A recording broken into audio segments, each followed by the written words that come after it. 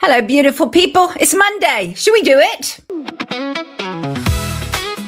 Apparently not when it comes to the music, but who cares? Welcome to Wake Up. God, StreamYard, you can never rely on it fully. No, you can't. How are you all? Welcome to Monday's Wake Up, even without the opening sound. How are you all? Hope you're all well today. I am absolutely well. Morning all. Morning to you all. And good morning to Gary Kemp, who said it's enormous credit at the age of 64, our podcasts are the highlight of his life. That thrills me. Thank you. I really appreciate that.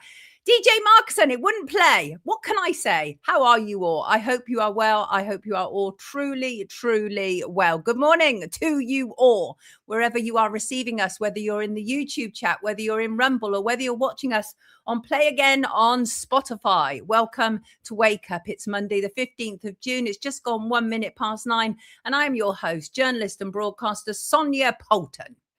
That's my name. Don't use it and don't abuse it. Welcome to the show that knows some people are so poor, all they have is money. And yes, I am talking about the world's so-called first trillionaire, Elon Musk, a husk of a man who proves that money cannot possibly buy happiness. But around here, we're happy. Well, we try our best to be. Yes, we do. So what's on today's show? We will be joined by journalist Warren Thornton, who will be talking about this week's Makerfield by-election and more. We'll also be joined by Philip Walker and Emma Morris from the Jeremy Bamber Innocence campaign. They'll be talking about Jeremy Bamber. And we'll also be joined by former pilot John Hoyle, who will be talking about toxic cabin air, the poison they won't address, another one. Yes, people. How are you all? I hope you're well. So we'll also be looking at riots, protests and quick convictions, problem, reaction, solution, heavy on the agenda at the moment. And when a judge changes the rules without telling the jury, this is a story that should trouble us all, regardless of our politics. And there's so much more on today's show. And I will also be giving away a signed copy of this rather wonderful book. It is fabulous. I absolutely love it. It's called A Beautiful Revolution. It's by Madeleine Waterfield, and she will be signing a copy just for you wherever you are in the world. So, people, how are you? I noted that in Switzerland, votes to reject a population cap after being the first country to hold a referendum on such a proposal. So they vetoed it. 55% voted against limiting the population to 10 million. And I see people like Julia Hartley Brewer saying we should be doing that in the UK. She would, wouldn't she? What a captured hack she is. And honestly, people, it gives me no pleasure whatsoever to say this is back. The assisted dying bill. Lauren Edwards, the Labour MP for Rochester and Stroud, said she would bring an identical bill to the one passed by the Commons last year. She told the BBC that she wants to finish the job. How nice. The bill was originally brought by Labour MP Kim Ledbetter, not passed by the House of Lords in April after an unprecedented number of suggested amendments delayed its progress until it ran out of time. Its opponents argue it has substantial flaws that risk vulnerable people being pressured into ending their lives early. But not to worry, Lauren is here and she's ready to finish the job. And Lauren has some form. She was born in Victoria, Australia, the first Australian state to legalise assisted dying, with similar laws now in place across the vast majority of the country. She has described assisted dying reform as one of the most important, compassionate and empowering changes to healthcare we've seen in a generation. I don't know if you're of the same mind as Lauren, but this much I'm pretty certain of. This time they'll get it through.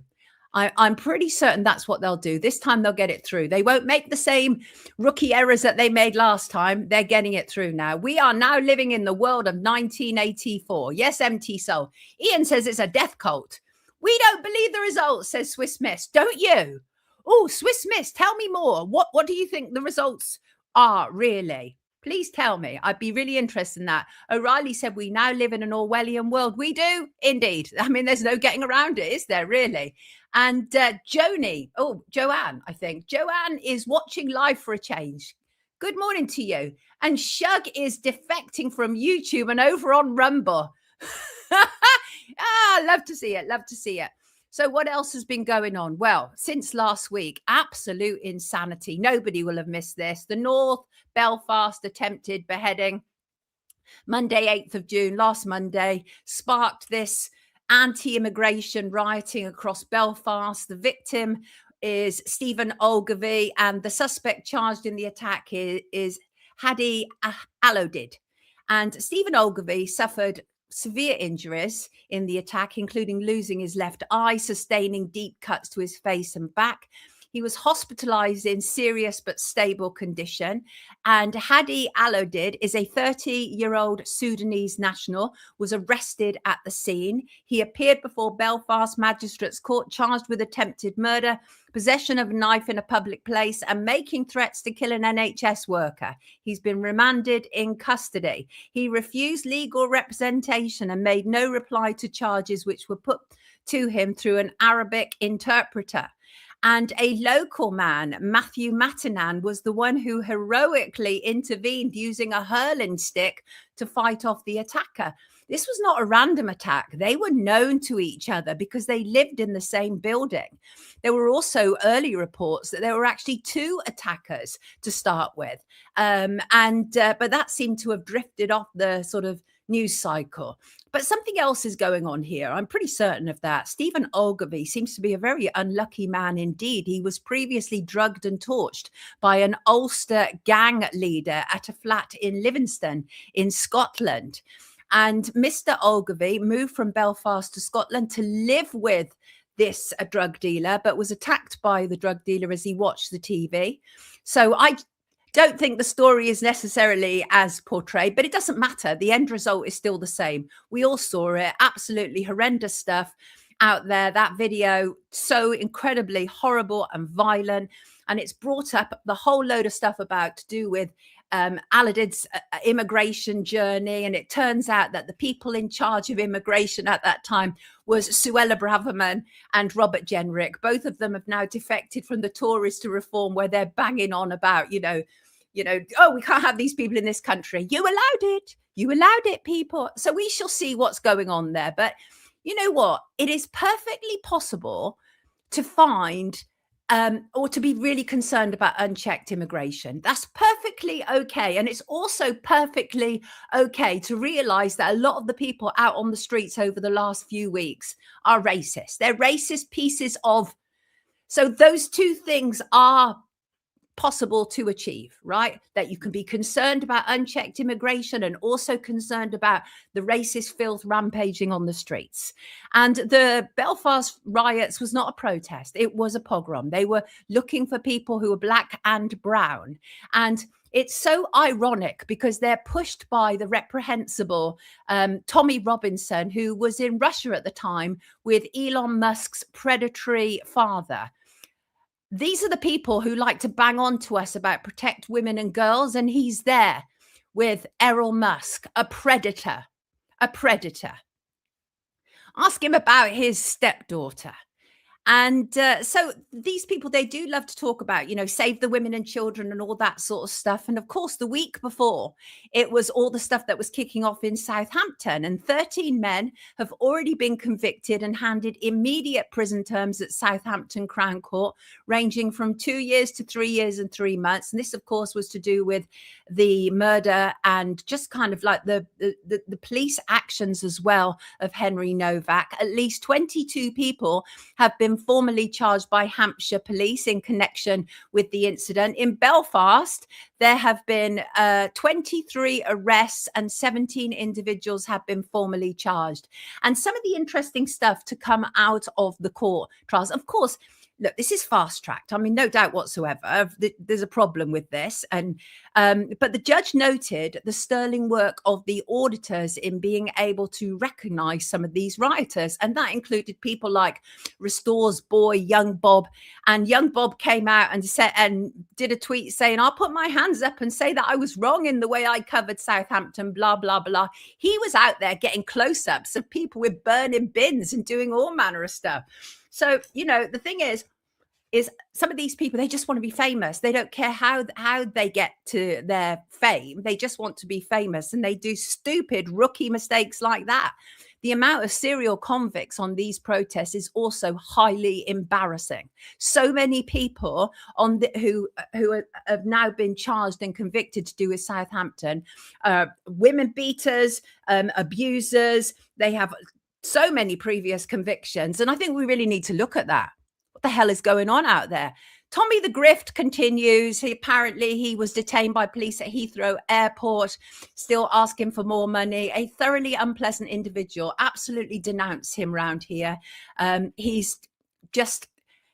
me, he's a traitor. He represents other countries, certainly Israel. We know that. He was in Russia, all above and beyond the UK. And there was a real pushback against all the rioting this weekend. We saw it from Brighton to Belfast, in Glasgow. Anti-fascists are not having it. But, a lot of those anti-fascists are as bad as the racists.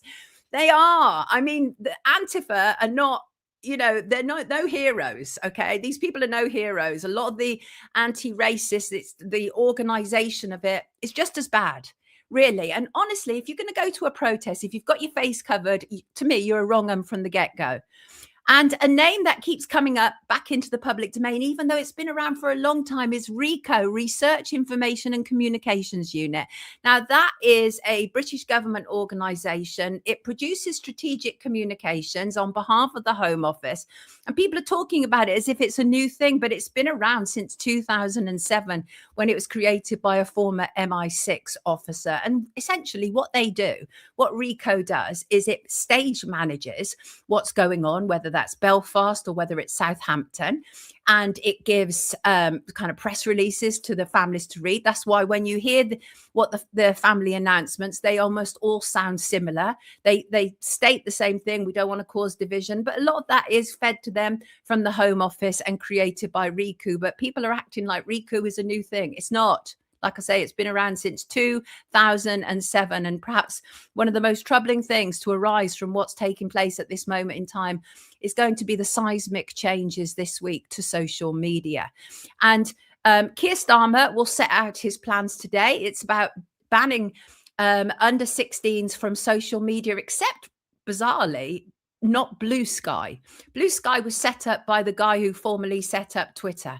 And that's kind of weird. There'll also be nightly social media curfews for 16 and 17-year-olds.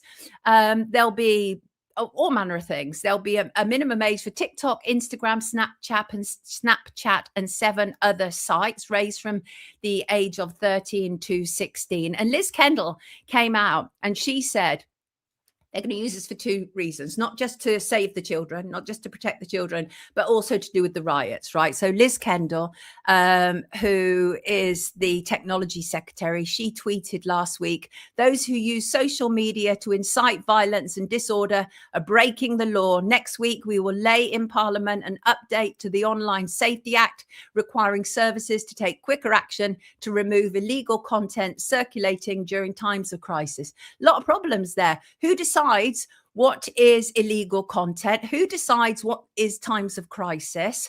And this is, again, obviously, we're leaving this in the hands of people that we certainly cannot trust. Liz Kendall definitely cannot trust. I remember when she was involved in the laws for them to be able to access bank accounts without any oversight.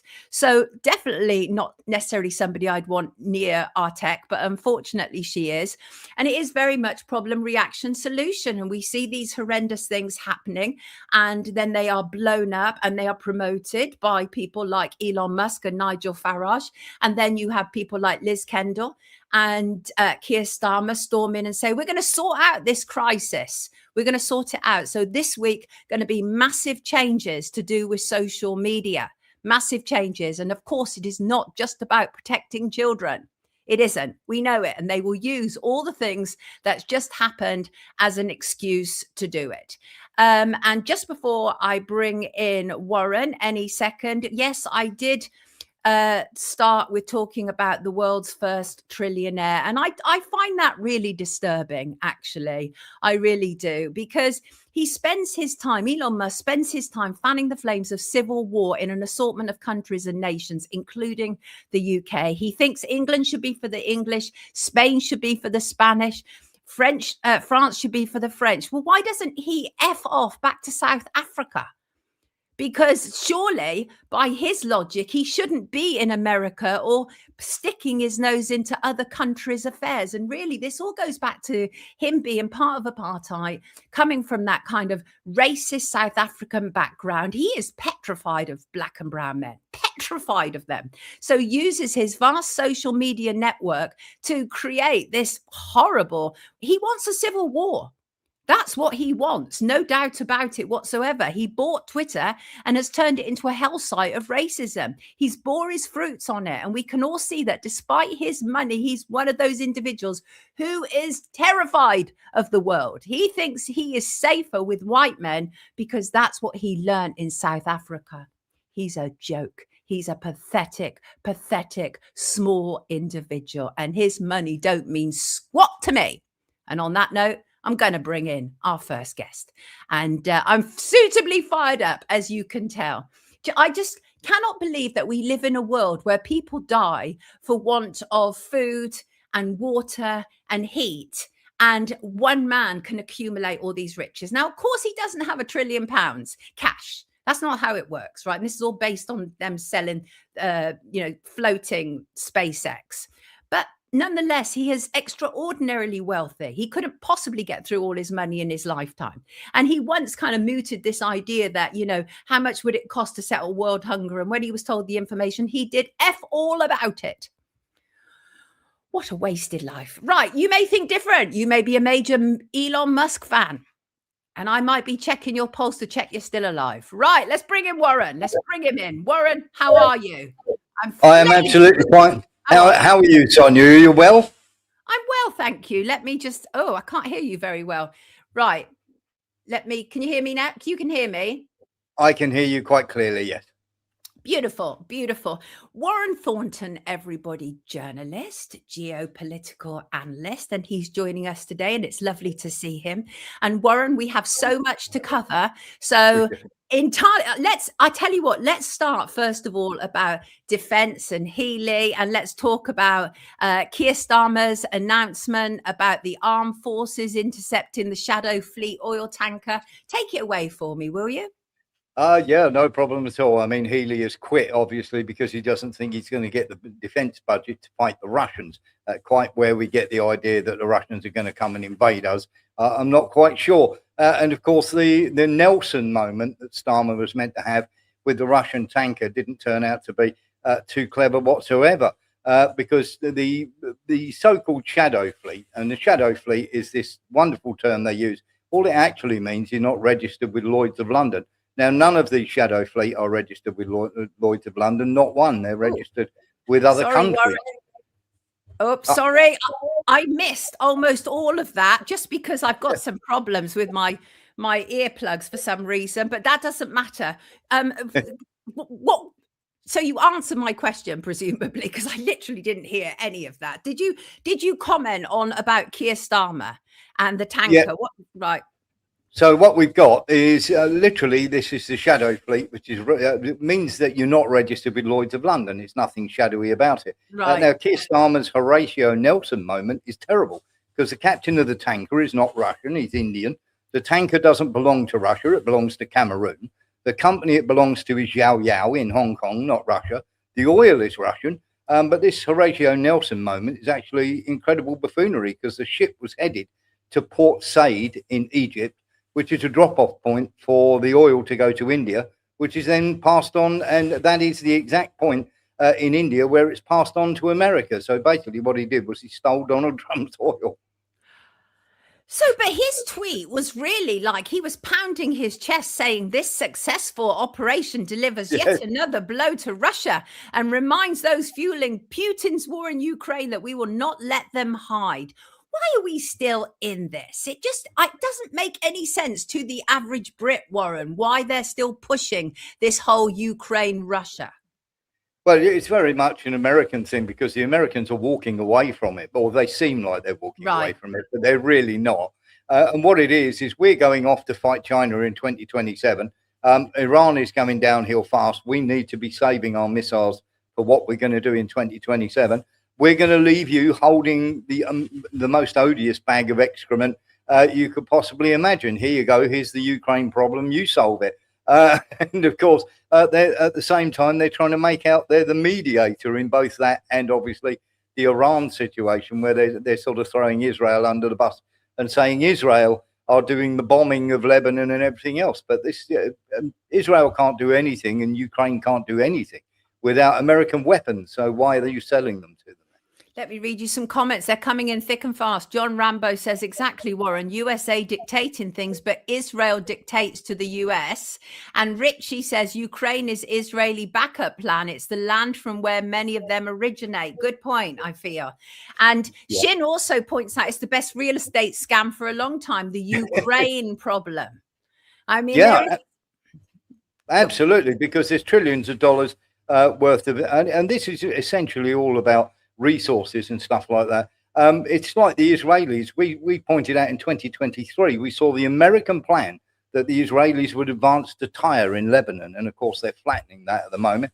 The same with Ukraine, but that hasn't gone very well at all. And of course, one of the largest cities in the Donbass region, Konstantinivka, is just about to fall into Russian hands. And literally once, should we say, Slavyansk and Kramatorsk fall, the whole of the Donbass region, that's the Luhansk and of course the Donetsk regions, will be in Russian hands. So it's not going according to plan at all. But here's the thing, Sonia, before Britain, France, Germany commit any troops into Ukraine, and that's not going to happen, they're going to throw the Baltic countries under the bus first, Lithuania, Estonia, and then of course when it comes to the naval regions, they're going to throw Sweden, Finland and Denmark under the bus there as well. So this is very much, this is just the washing machine of money. And the person who said about Israel, of course, that's exactly where the Khazarians come from in the first place. So Ukraine, and in fact, Israel gave Zelensky 10 million to build a temple right next to an airport to a dead rabbi. So definitely there's a big link there.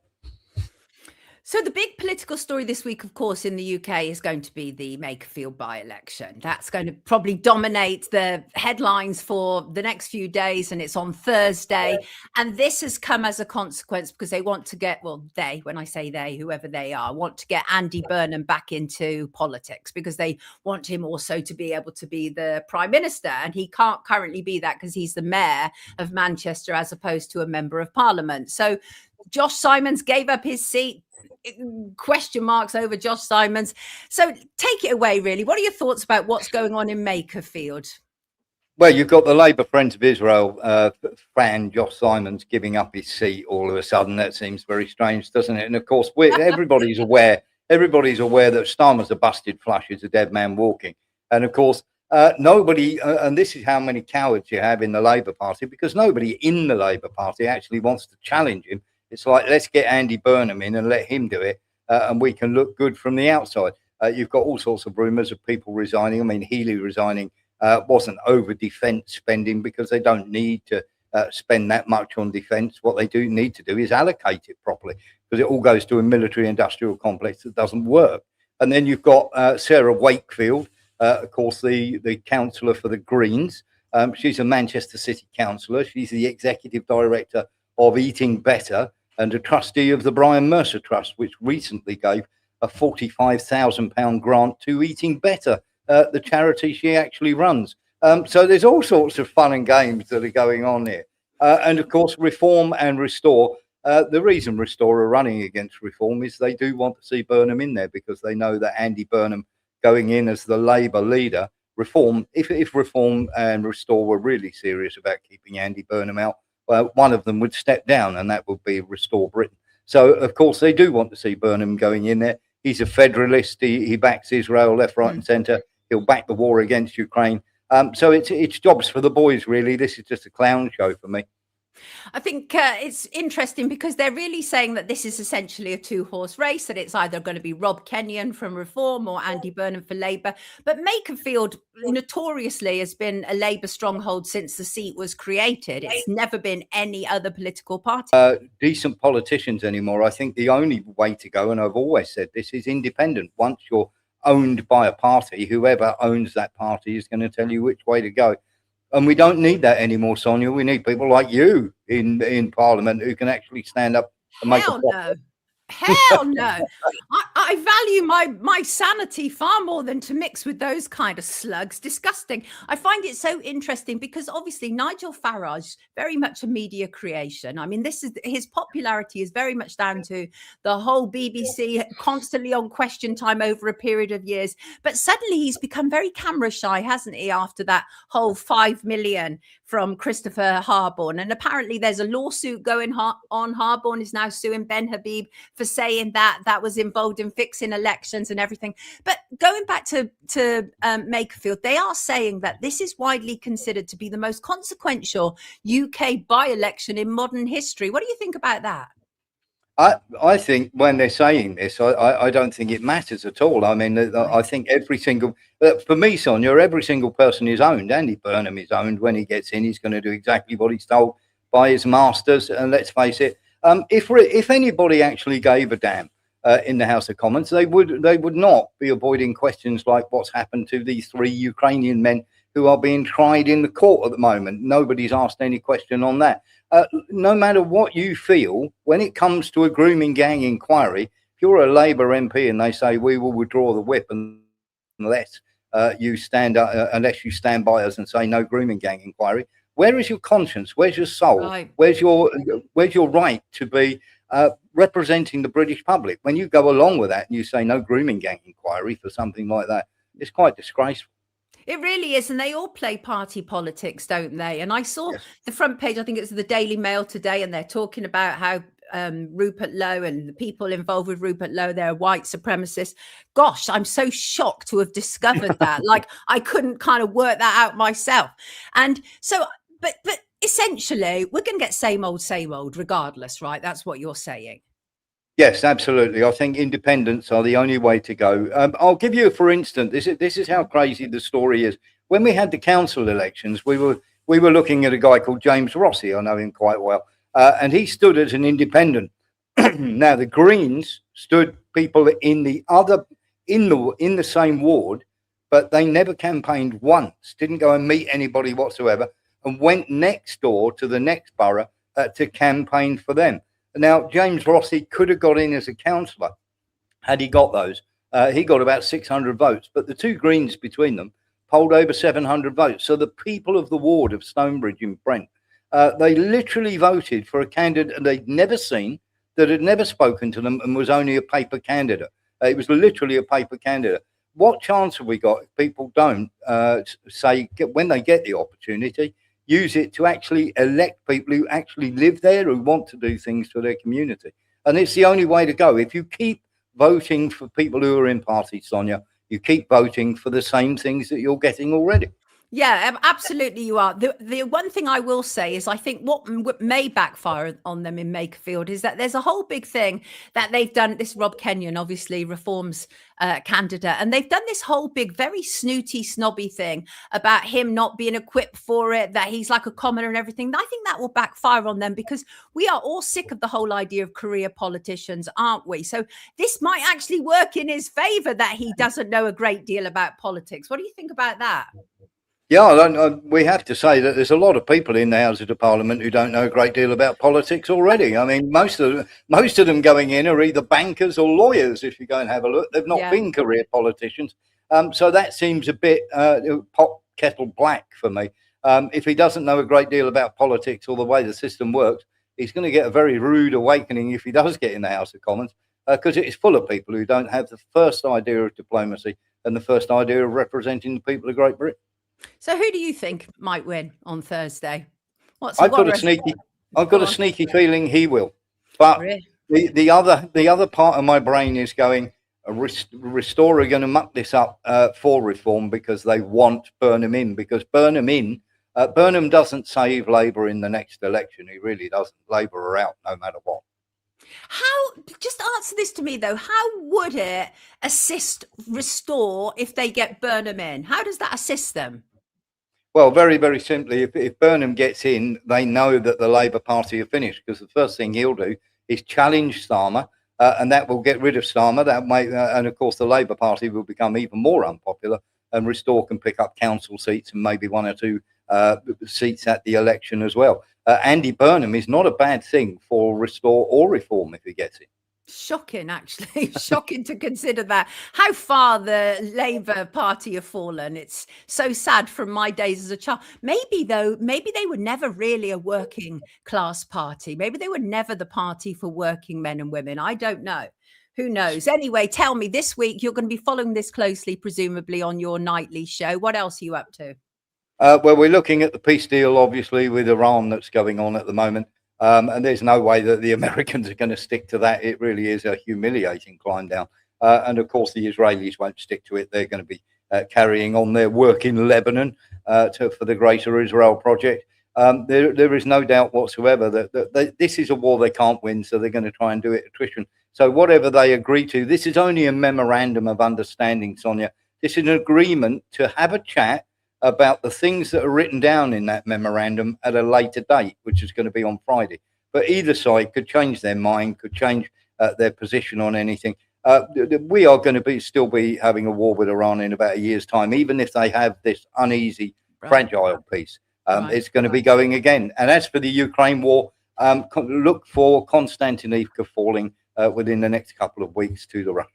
All beautifully succinctly put. Warren, we always appreciate you. Warren Thornton, everybody. You can catch him nightly at warrenthornton.com. I will put the link in the description at the end of the show. Warren Thornton, everybody. Lovely to have you with us, Warren. Take good care of yourself. Thank you. And God bless to all the people who watch us. And God bless to you too. Take care. Lovely to have him with us. Always lovely to have Warren with us. He so succinctly sums up the madness of the political world that we have been pulled into one way or another. I don't want to hang around. My next guests are already here and we have some things to talk about of great interest to me and to many of my viewers. Let's bring them in. Philip Walker. Good morning to you, Philip. How are you this morning?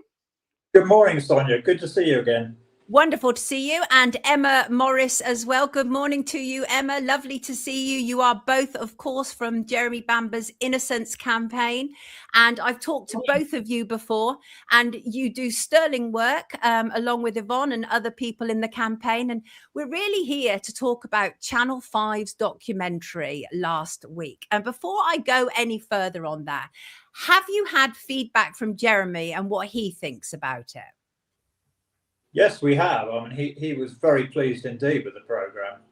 To have such a good expose of all of the exculpatory evidence on mainstream television was extremely helpful. It was a very powerful documentary.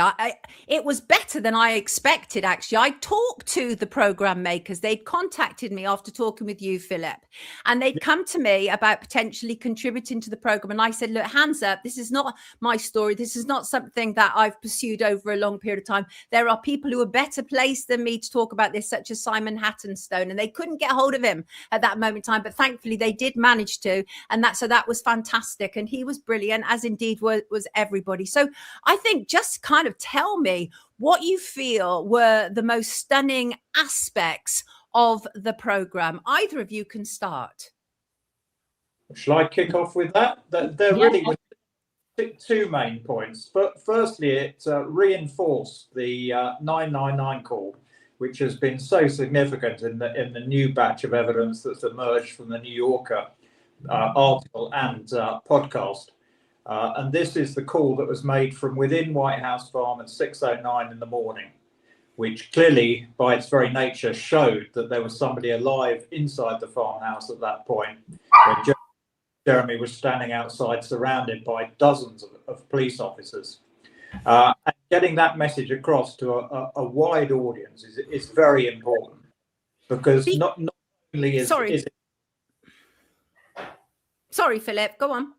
Sorry, yes. Not only is it the call, but it's the fact that it appears that Essex Police forged a statement in 2002 on behalf of the officer concerned, Nick Milbank, in which it was claimed that all of the records about the 999 call were just a big misunderstanding. And it was on the basis of that statement the defence dropped the matter in 2002. But it has now come back to bite Essex Police after all these years. So that's the first main point, and the second one was the recent report we've had done from a very distinguished wounds analyst, Professor Payne James, that confirmed the 2012 US report from 3 distinguished pathologists who said that no moderator was used in the shooting of Sheila. And as you know from our previous discussions, the moderator was absolutely central to the prosecution case. And we now have 5 experts who are saying no moderator was involved in the shootings at all. And that basically removes pretty much the whole of the prosecution case. It is fascinating stuff for our overseas viewers. I apologise. I should have actually given a better introduction. This is about the Jeremy Bamber case, in which Jeremy Bamber was accused and convicted of murdering his mother, his father, his sister, and his 2 nephews. And he has, from get-go, pleaded his innocence. There are a number of brilliant reasons as to why he was stitched up, including a truly appalling police investigation. Emma, I think one of the things also that was so important that the program showed was how bad some of that original police investigation was, the tampering with the crime scene. What do you think about that? Tell me some of the things that you felt were most powerful about the program.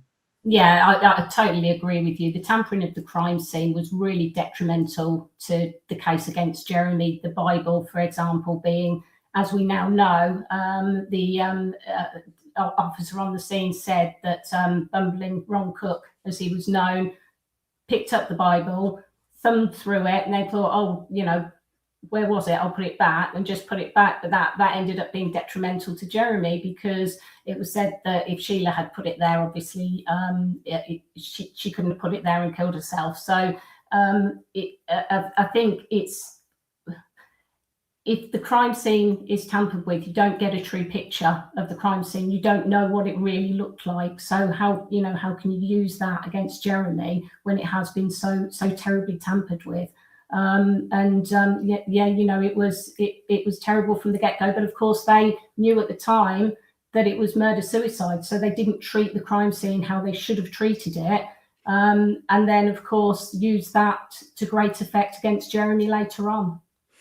And I just want to go back to about the moderator and about the Nick Milbank calls as well, because obviously a lot of this has come up as a consequence of Heidi Blake's brilliant series in the New Yorker, and thank goodness for that. And she managed to get a recording, obviously, with Nick Milbank, and then obviously he backtracked on that. We talked about this before, Philip, where he was saying he couldn't, he didn't know she was a journalist and all this sort of stuff, very insane stuff. So what is Essex Police currently doing regarding this?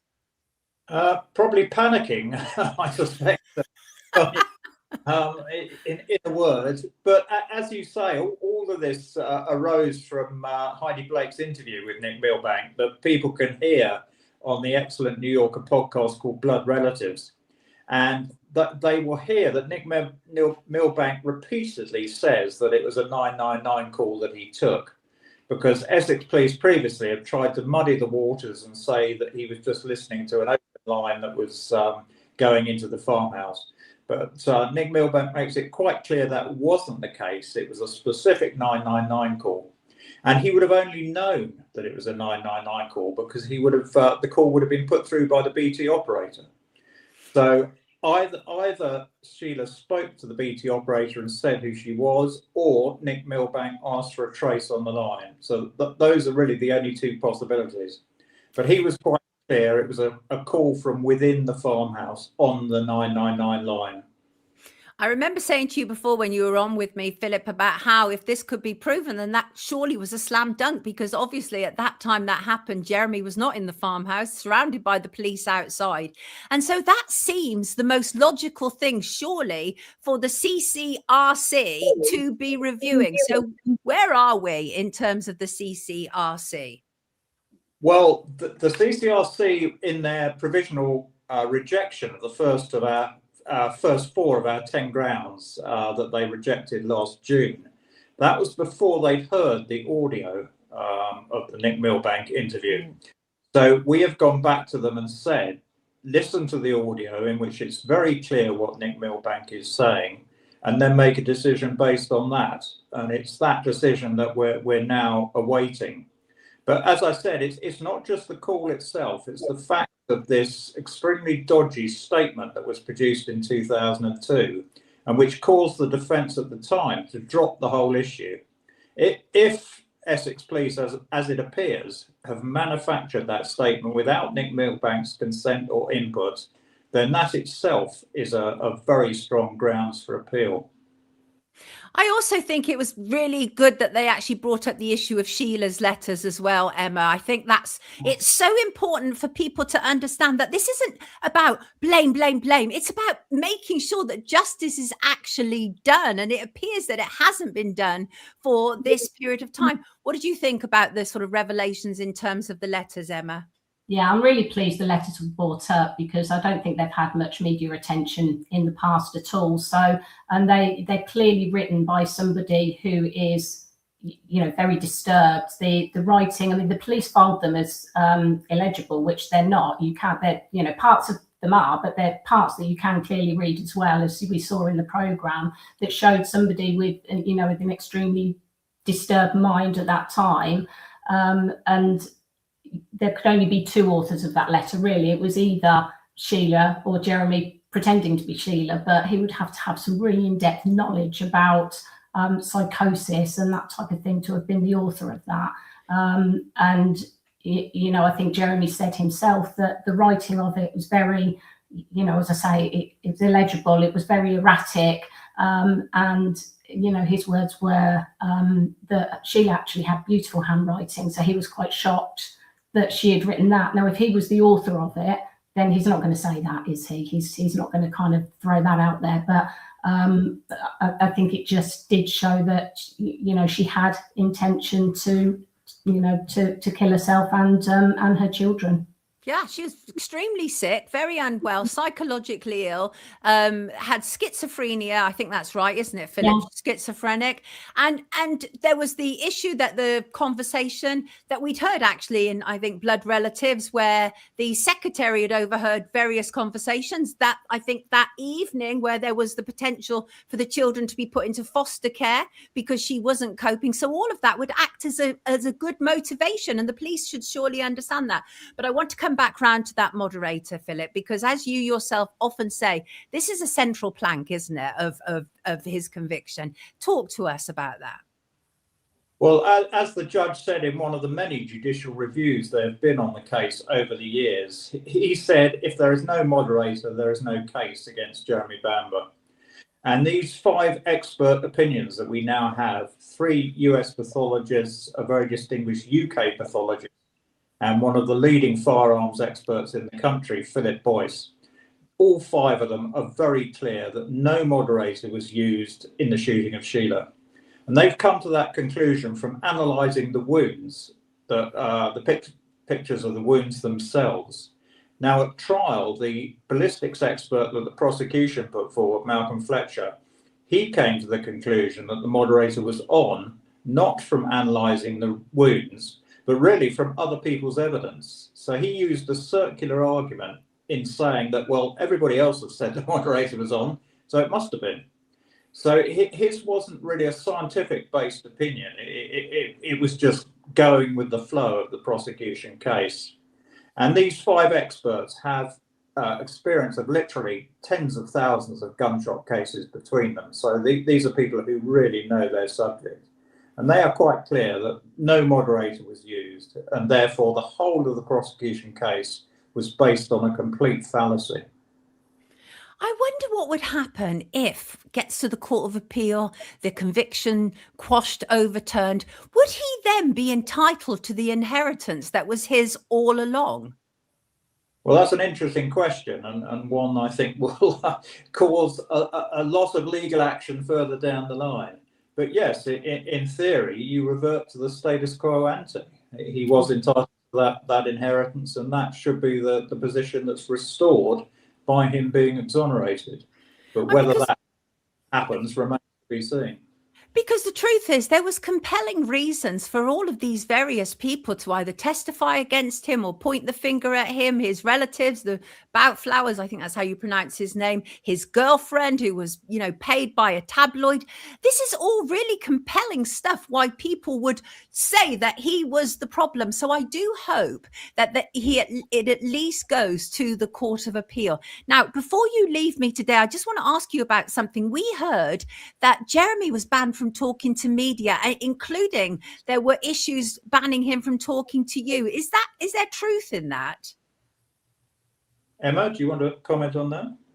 Yeah, so you're right. Jeremy has been banned from speaking to or writing to the media entirely. He's not allowed to. This is something we are appealing, and hopefully that will get resolved soon, because there is case law to say that you can't ban somebody who is protesting their innocence from contact with the media, but he's not even allowed to write to them.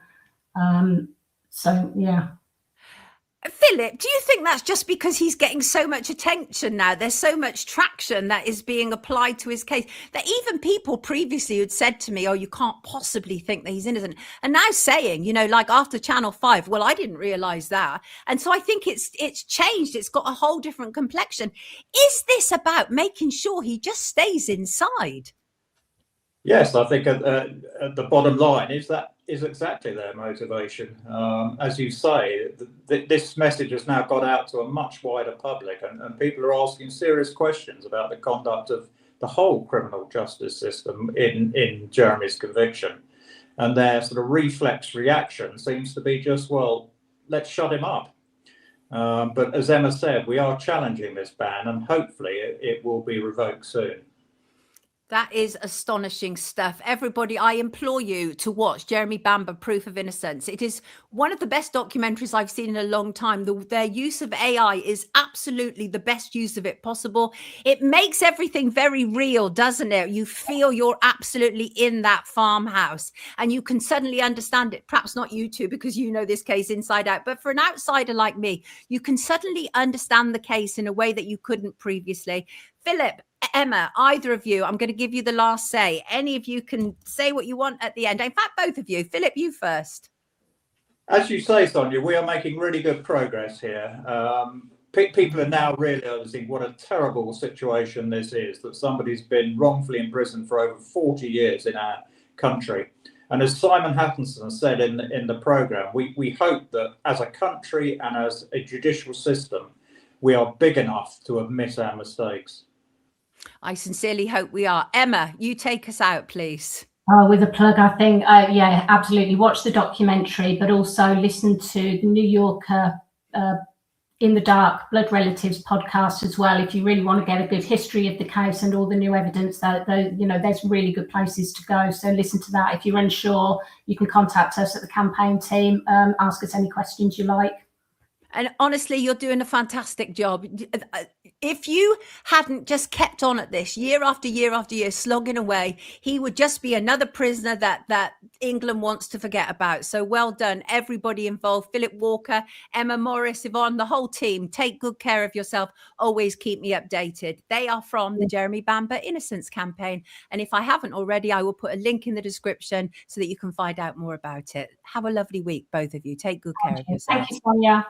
Good to have you with us. Wonderful. Sterling job. I think I said this on X yesterday. If anything were to ever happen to me, I'd like a team like that batting for me in my corner, because it's just tremendous what they do. They never give up.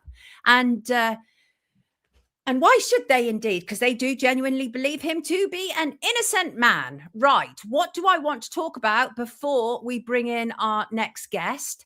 I want to refer to Justice Jeremy Johnson. Are we familiar, kids? This is the fella. This is a serious judicial overreach. Should make sure that we avoid jury-less trials. Mr. Justice Jeremy Johnson has sentenced 4 Palestine activists under terrorism provisions, despite a jury only convicting them of ordinary criminal damage. This is outrageous stuff. This represents a very serious, dangerous escalation in the kind of crackdown of political dissent in the UK. It's chilling. It really is. So activist Charlotte Head, Samuel Corner, Leona Cameo and Fatima Rajwani, the Filton Four, were convicted by a 12-panel jury for criminal damage. But he's gone completely over the top of that using a Section 69 of the Sentencing Act 2020. He independently attached a terrorism connection to their offences during sentencing. This marks the first time in British legal history that this designation has been used. Yes, we should all be deeply concerned what this man is doing. They tried to get him to recuse himself. He refused to do that.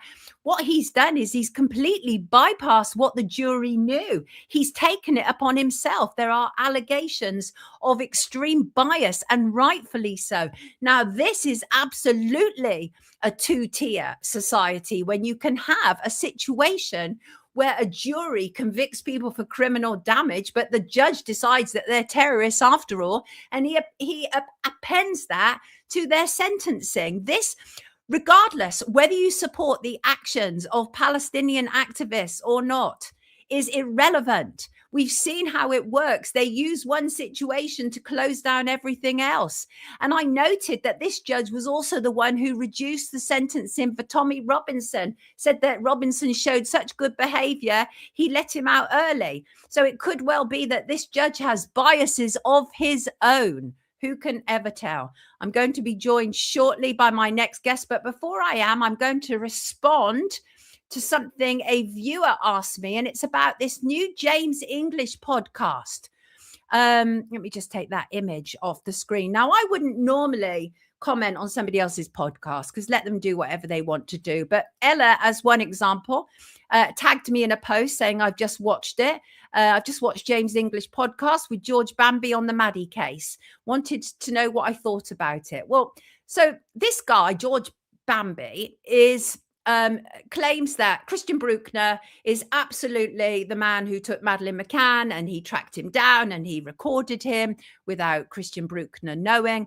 Now, as I say, normally I wouldn't have anything to say about that. But the big problem is that George Bamber is on James English's podcast saying that people like me, doesn't use my name, not that I haven't heard him use my name, but he says that it's absolutely wrong to say that there wasn't an abduction and that we should be taken off the internet. So this man wants people like me censored for saying that there wasn't an abduction. And then when you start to look into his history, you realize that this is the numpty who lied to people for 6 years, claiming that he was the son of murderer Charles Bronson, and it was part of a deal where they got some money. He's a former PR. He's a PR and paparazzi, and they did this fake thing where they said that Bamber was Bronson's long lost son in 2018. And they did this on This Morning. So the complicity of ITV in This Morning, claiming that DNA tests had proven their connection. And then 6 years later, Bamber confessed to Vanessa Feltz on her Talk TV show that it was all made up. It was all made up to manipulate the media, to generate publicity, to make money. And that was split apparently between Bamber and Bronson's consultant. He's a public relations man. He's full of BS. I wouldn't believe a word that he says, but the fact that he wants people like me taken off the internet for daring to say that an abduction didn't take place is outrageous. It's outrageous. And then when you look into his history, so in answer to your question, Ella, the man is just full of BS. Not worth any of our time or attention or energy. But I just gave him a little bit just to give you, because so many people are tagging me on that, saying, what do you think about it? What do you think about it? I'm a bit concerned about my next guest. He's not here yet. Let me just double check that he's got the link, because he's a former pilot. So he's not somebody who would necessarily be late, hopefully. Good morning. I can see something here. Unfortunately, oh, I've no idea what's going on. Where are you, John? Where are you, John? Well, hopefully he'll show up soon. Hopefully he will show up soon, because he's not here yet. But I will carry on going through what I have to, what I need to. So, yeah, just in answer to your question, no, I don't believe a word that comes out of his mouth. Publicists are are kind of horrible people for the most part. Their job is to lie. So he, being a former publicist, is not somebody that I would necessarily trust. Not at all. No way, no how. And coming out with that stuff and wanting people like me taken off the internet, where you have to wonder what that is all about. Don't you, kids? His flight was postponed, says Alex. Can anyone explain the slang word rangs to me, says Randy. I don't know. I have no idea. I've no idea. What's this? Good things come in small packages, like Tel Aviv Tommy and Sir Queer Stalin of WEF. He'll wing it. These people, don't we just love them? We love them. How you doing in the Rumble chat? Let me say hello to you people. Shug's there, causing trouble, no doubt. How are you, Joanne? I hope you are well. And how are you? Perhaps he was spraying Sonia, maybe having to park up. Well, that's where it's going to get interesting when he comes in, right? Because I did say to him earlier yesterday when I did a tech check with him, I did say to him, so because he's going to come on and talk about kind of toxic air cabin. So I said, well, what about outside the airplane? And he said to me that contrails and chemtrails are all a distraction. The danger is inside the cabin. I thought, oh my God, talk about putting the cat amongst the pigeons in the live chat. That's going to be fun. So we shall wait and see if he rocks up. Hopefully he will. In the meantime, what else do I have to talk to you about? Let me have a look. I don't want to start anything too long. Ghetto Gothic, I did get your email. Sorry, I did mean to respond. Please forgive me. I will get around to that. My inbox is absolutely insane, kids. It's genuinely insane, kind of crazy. Oh, what about this while I'm waiting? Because this is a story that makes no sense to me. I don't care what they say. 71 Orthodox Jewish schoolgirls emerged unharmed from an underground drainage tunnel system last Wednesday. Did you hear that story? That was kind of crazy. So they're from the Torah Simatchu Orthodox Jewish Girls' School in Monsey, New York. It was at Nyack Memorial Park in the village of Nyack, New York, and that's located roughly 30 miles north of New York City. And of course, it makes people think about the what happened at the Chabad synagogue in Brooklyn, and where we saw what was going on there. And they were trying to, well, they had done, that's what they'd done, is they from the synagogue to the headquarters, they had this tunnel, and it makes a lot of people think about that. But I'm not convinced that we've been told the whole story, kids. It seems kind of weird to me, this whole idea that they were on a routine school field trip. The girls entered a large public stormwater drainage culvert to explore. They walked upstream, became disoriented in the dark system, and briefly got lost, all 71 of them.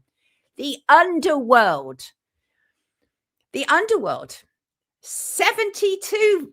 Wait, what? Oh, wait, that's interesting. Who said 72?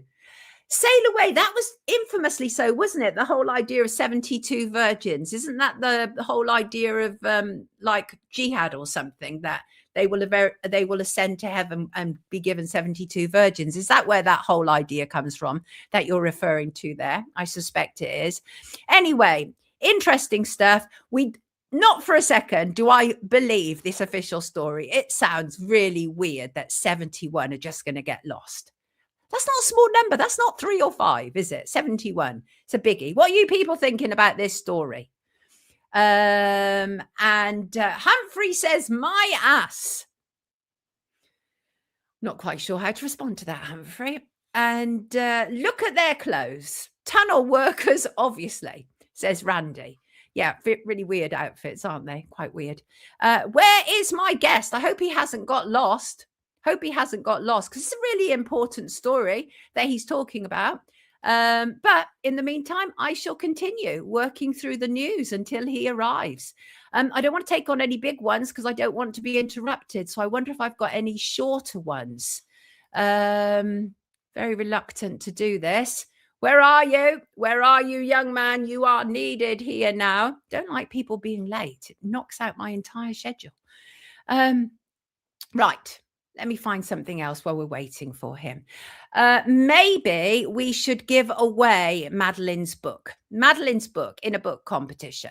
So Madeleine, so first of all, last week's winner was for Jonathan Trengro's historical novel, Ash and Ink, Diary of a Draftsman. That went to Julie Billsborough from Preston in Lancashire. Congratulations, Julie. A whole ton of you people entered that competition. And I'm sorry that you couldn't all win, because I feel really bad about it. But you can win this one, possibly, potentially. This is A Beautiful Revolution by Madeleine Waterfield. And this is a glorious book. Madeleine, clean hands. I only managed to get halfway through because time doesn't allow me, but I love it. I absolutely love this book. So what it is, essentially, it's a non-fiction book, and it functions between a kind of mixture of a family travel memoir and a socio-political manifesto. It definitely feels like a manifesto in its own right. And it's a home education travel journey that involves Madeleine and their 3 children. And it's traveling around Australia. And it's really what it is it documents, well, joys, challenges of a home educating family. And it's all about kind of nature, natural immunity. It talks about vaccinations. And this is the interesting thing. And I think the unusual thing I think about this book is that it, as I said, it's almost told like a sort of travel book, but you get all this incredible stuff that feels also in part like a manifesto of how to live better. It talks about natural health. It has an emphasis on natural immunity. It talks about natural laws. It talks about ancestral living. And their 3 girls were born just outside Bath. Bath is absolutely lovely, to the kind of southwest of England. And Madeleine, I believe, comes originally from Australia. And so they essentially began researching. They were viewing photos of incredible places that they wanted to visit in this vast land. And what it acts as is, I did part home educate my daughter. My daughter went to primary school. And then when I told her all throughout primary school, you can leave whenever you want to. And the reason I said that was because I work from home. So it was very much easier for me to be able to home educate my daughter. That's not to shame anybody who's unable to do that, not at all. But in many respects, it is preferable. Although when my daughter got to about 13, she wanted to go back into the system because what she missed was the socialization of the classroom. Fair enough. I completely get that. And so, but these 3 children of Madeleine, they had the kind of pleasure of not only being home educated, but traveling with it as well. Wonderful, wonderful stuff. And Madeleine talked about, how her nana had lived in a small town in New South Wales. And so what you have is this wonderful coming together of different cultures. And she pays a great deal of tribute to, the original people in Australia, in fact, original people everywhere. And what I love about this is the thread is very much about love and people coming together. It's not hateful in any way at all, but it is factual, and it will tell you what's been happening with us, whether that is to do with what's going on with digital ID, or what went on over the last 6 years to do with COVID or vaccinations or health issues. And I think it's a wonderful book. I really do. And I really wanted Madeleine to come on because I don't think you can beat somebody else talking, having somebody talking about their book. She was a little bit shy, whatever the reason, and that's absolutely fine. So I said, listen, I'm going to give it a plug. I will read. I wanted to finish reading it, didn't manage to, but absolutely, please enter this competition. Well worth it. You can already see this is well thumbed. It's one of, and she describes it, by the way, as when she's talking about kind of leaving, she talks about it being an affectionate farewell. It's beautifully written. She's a lovely writer, but it also is one of those books that you can refer to. There's information in this that you can keep referring back to. So it's like, and the other really important thing about it, which you often don't get, is it shows all the sources, and there's substantial sources, which also is absolutely brilliant, well worthy. And you can go down them yourselves and work it all out. But it is great. I love it. Highly recommended. And if you want to be in with a chance of winning it, please write to me, put book in the subject, and write to me at soniapoulton@sky.com by 6 p.m. tomorrow evening. That's Tuesday, British summertime.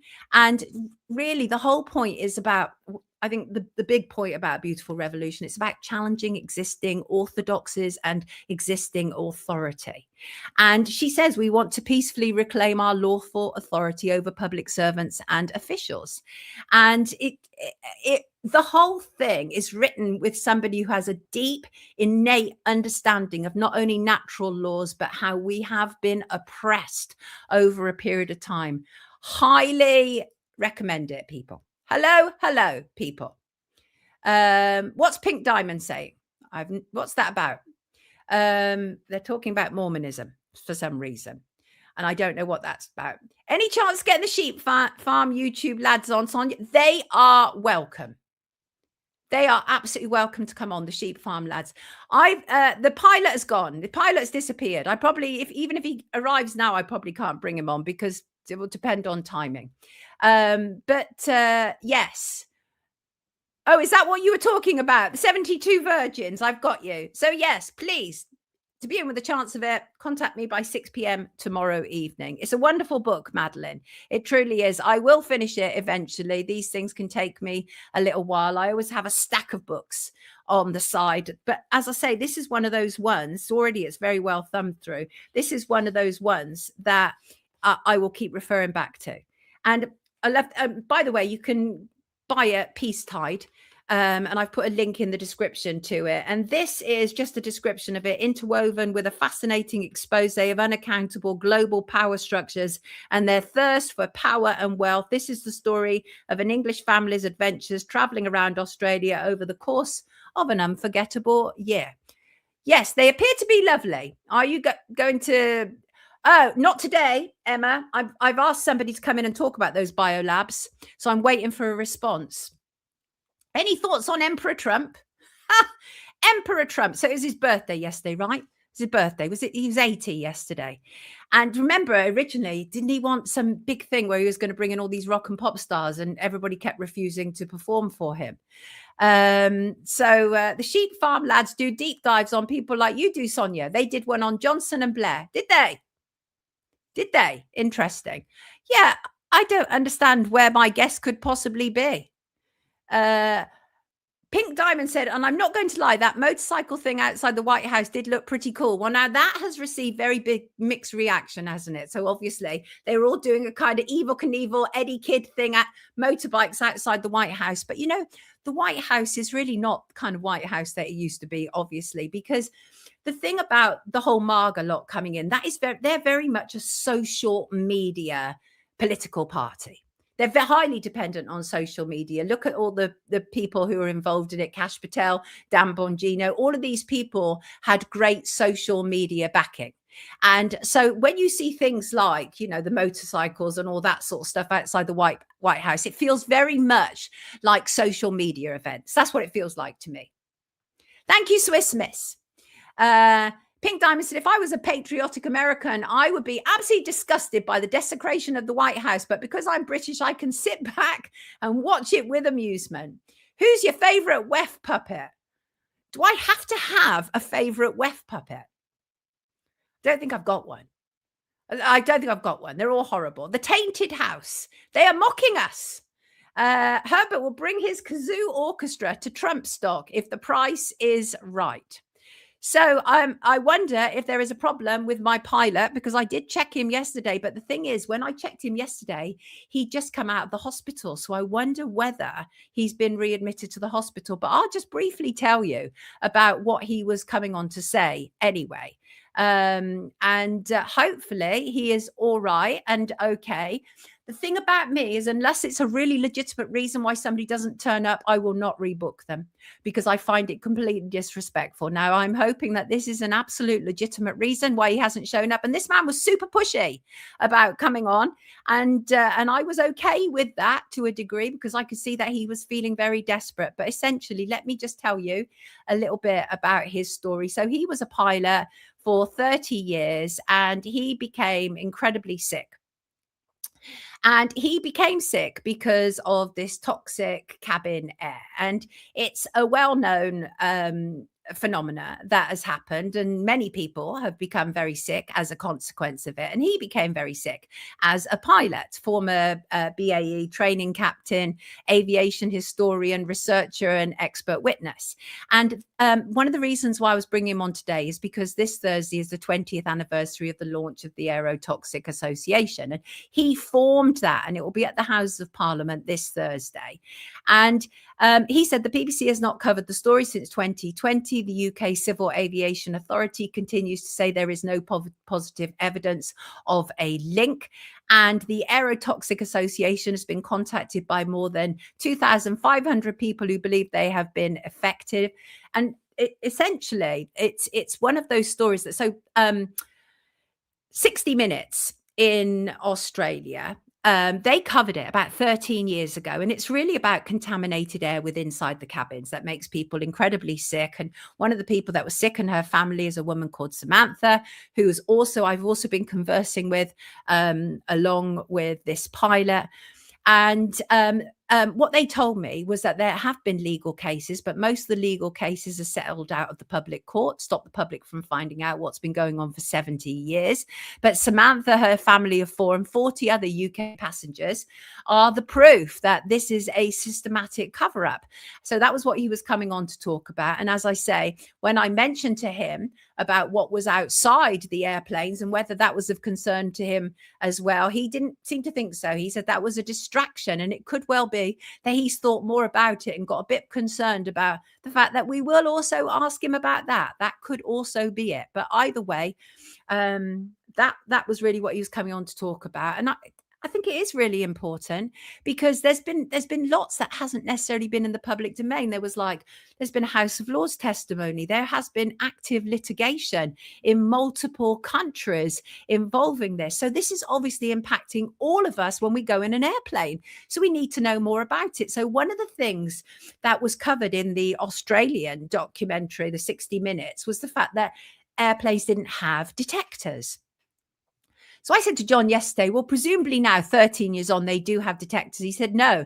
And that's part of the problem. So airplanes do not have detectors for this toxic air. And one of the reasons, according to experts, they don't have detectors is because the detection would be going off all the time.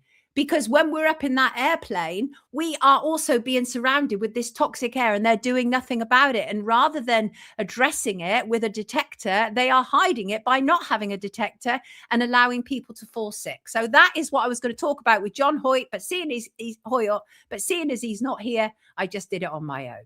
So there you go. I do hope he's all right. Because as I say, yesterday he was in hospital. So it could well be that. And that would be not okay at all. Right, I'm going to talk about Grenfell. That is what I'm going to talk about because Grenfell continues to be a story that disturbs me greatly. The Grenfell Tower fire was a devastating disaster that occurred in North Kensington, West London, on the 14th of June, 2017. It resulted in the tragic deaths of 72 people, 72 unavoidable deaths. It stands as one of the UK's worst modern tragedies and the deadliest British residential fire since World War II. And I've made a documentary about this, and it's called A Crime Against Humanity. And it really is. And this is an image that I myself took 2 days after the fire. So obviously it's all covered up now. You can't see anything like this now. Let me just find that image. But this will give you an idea of, and when I took this picture, the whole air still smelled of smoke. It was absolutely acrid. It was just horrible. And that was Grenfell Tower, essentially 2 days after the fire. Horrible, horrible stuff. And so what's happened is there were a fire. So a fire kicked off in one of the flats, said to have started in a fridge, an electrical fault. Within minutes, the fire escaped the flat. It ignited the building's exterior. It raced up the 24-story block, engulfed all 4 sides. And the uncontrollable spread was fueled by highly combustible aluminium composite material, ACM cladding, and insulation, which was added during a 2016 refurbishment. And there was a policy in place, the stay put policy. So even when people were getting down to the bottom of the flats while they're on fire, they was being sent back up again, stay put.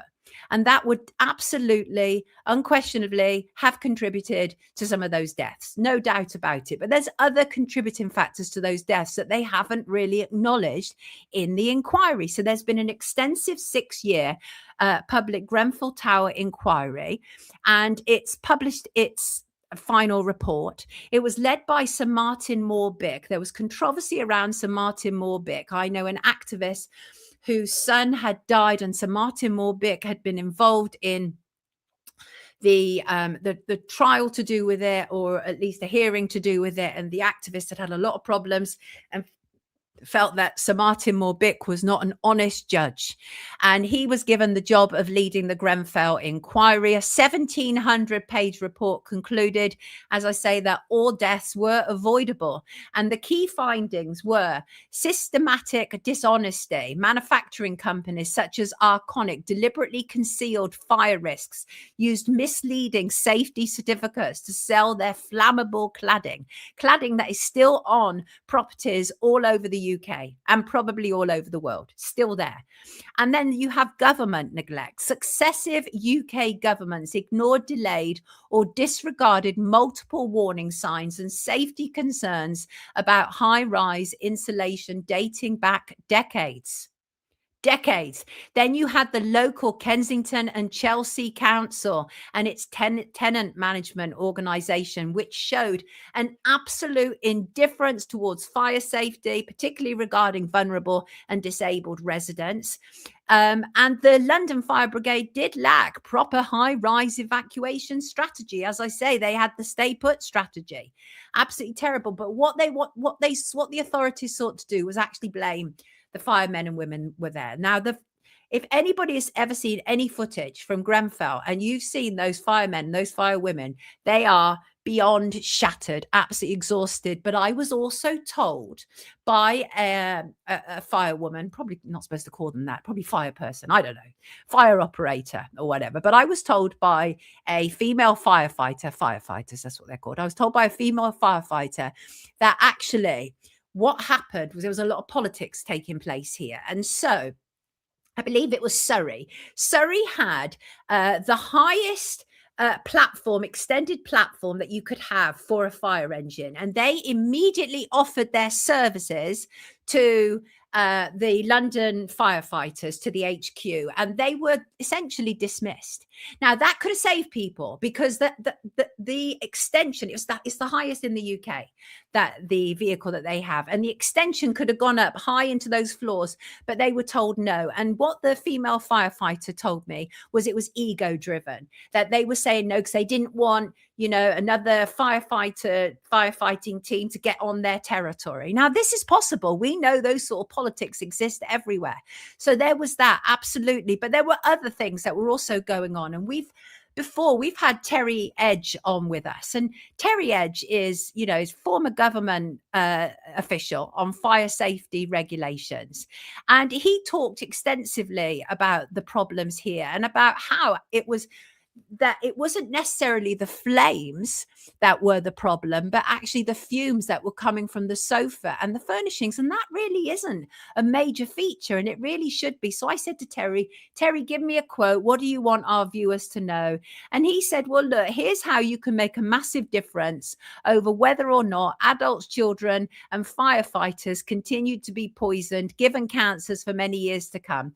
And it will only take you a few minutes. And he said, right now, the office Office for Product Safety and Standards, the OPSS, is running a public consultation to reform laws. And on the surface, they claim to fix it, but underneath the bureaucratic jargon, they have engineered a complicated new system that protects chemical company monopolies and builds a 6 to 7 year delay to keep the toxic status quo running. So it's a public consultation, and it goes on until next Tuesday, the 23rd of June.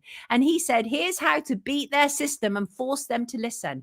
I will put a link to that public consultation in the description at the end of this. He said, click on respond to this consultation online. And he said, a critical tactic when answering the questions, do not just click agree or disagree. You only need respond to the first question. Click neither agree nor disagree. If you just click agree or disagree, their algorithm dismisses you automatically. Ticking neither legally forces them to manually read and log what you write in the explanation box. Good point.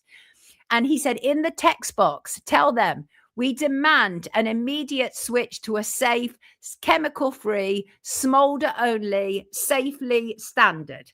And I've lopped off the rest of that quote, Terry. Please forgive me, but the main point is there, and that is we are asking our viewers to fill out that consultation and be sure to follow what Terry is saying, because he knows what he's talking about, because he was a former government advisor. And he's deeply concerned, of course, that it's all the usual stuff that's been blamed. And there's criminal investigations ongoing. The Metropolitan Police and the CPS, the Crown Prosecution Service, are building a massive criminal case. Apparently up to 57 individuals and 20 organizations are currently under suspicion for offences. We shall see if anything comes from that. I'm not convinced. But I made a little video yesterday, and this video is on the day that I took that picture. And this video is of me and my cameraman, Lee, going around Grenfell and talking to people, including police, and seeing all the signs of the missing people, which was absolutely heartbreaking. But also going to Kensington and Chelsea Town Hall, because it was the chief executive and I think his deputy that people were the most angry with. He ended up resigning. And they ended up bringing in, somebody who could replace him, who would take less shtick. But this video captures going to Kensington Town Hall and everything that was happening around that. So here it is. Have a little watch. Let me just take this off the screen. Okay, here come the troops. Here they come. Who do you answer to? Who is going to answer? People die. Now there is a lot of anger amongst this crowd, and it's being directed at the council generally, also at national government too. But I've seen posters that show the leader of the council and the council's chief executive, and they have identified those two men and specifically said that they haven't done enough, that they've let people down.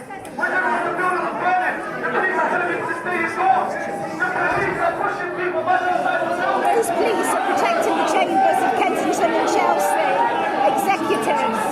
They don't stand a chance if this crowd kicks off. That much I do know.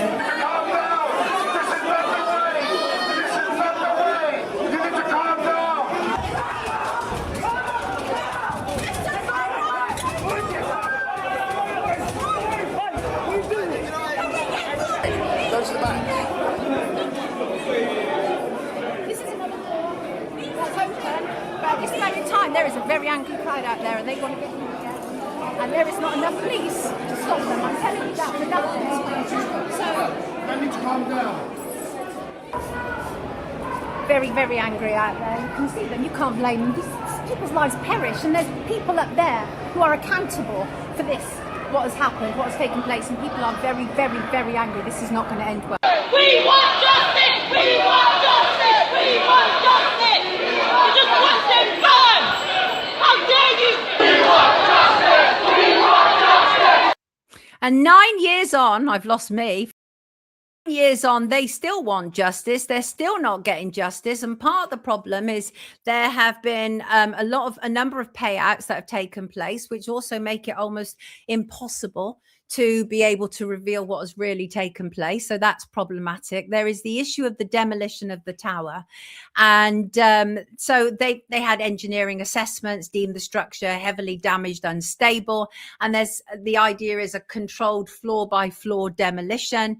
It's expected to take several years in order for that to be achieved.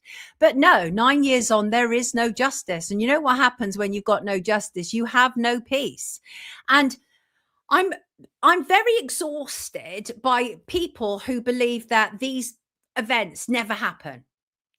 And I hear that a lot, right? I'm very much over that, because Grenfell very much happened. And I remember somebody saying to me on here, oh, it never happened. It very much happened. And people who think almost every major event was somehow a figment of imagination, and hundreds, if not thousands of people are complicit in the lie. It's just, it's ridiculous sometimes. I do believe that a lot of major events are used for psychological operations. Of that, I'm in no doubt whatsoever. But there's a big difference between saying something didn't happen and saying that something has been used as a psychological operation. And Grenfell most definitely did happen. Of that, I'm absolutely certain. I knew people around there. I knew people who knew people at Grenfell. I knew the area. I'd kind of grown up there in my 20s. And the problem is that these kind of people who are like, oh, that didn't happen, that, you know, did they see the burnt out building? Did they talk to the people? Did they hear the sorrow and rage? No, of course not. No, of course not. They deduce these things usually from the comfort of their sofa. So I'm very much over that, because I think that those things are dangerous, because when we keep, not we are used as a general term, but when people keep denying the existence of events like this, it means that all manner of heinous crimes can take place, because it's all right, because you're going to have someone somewhere say, well, that didn't really happen. And we need to hold people accountable. And there's people who are in government who have still not been held accountable for what took place at Grenfell, and also the people at Kensington and Chelsea. Now, I don't know if if the police investigation will amount to anything. I somehow doubt it. I'd be surprised if it did. But it definitely isn't helped when you have people saying, well, Grenfell wasn't a real thing. And I have a problem with that. As I said, I don't have a problem with people saying it's a psychological operation. That I can absolutely get with. We see psychological operations around us all the time. Grenfell very much could have been used as a psychological operation, in the same way as Belfast could have been used as a psychological operation. And what went on in Southampton. All of that, they use that against us, don't they? They take these situations, they use it against us, or they are aware that there are problematic people in the system, people who are already under the review of the secret services or prevent or any of those sort of things, and they do nothing about it. They do nothing to actually prevent these people creating harm. So these are psychological operations in their own right. But yes, Grenfell Tower, no justice, no peace. And it ticks me off rather a lot. Mr. Baz says the events are real, but the stories are fiction. What do you mean? No, Herbert, I would take it the other way, actually. Herbert thought it was at least half empty. I would actually say there were more people in Grenfell Tower than we actually knew about, because we knew that there were a lot of people who had come into the country who lived in Grenfell Tower, but there were also people who were putting up people who had come into the country. So even though we were told 72, I would argue it could well have been hundreds. I think that's where the lie is. Not that it was half empty. I think that's where the lie is. Personally. But the good thing about Wake Up is we can disagree. We really can, without falling out. I would have disagreed with the pilot, but I think he might have been a bit too nervous to come on in the end. Who can ever tell? Belfast did happen, Mary. Yes, I'm not saying it didn't. I understand. Okay, age of AI. It's a disgusting world we live in, sadly. And why does no one know how or when to use an apostrophe, says Aquamarine. That's a really good point. I am terrible with apostrophes. Terrible. But I do take your point.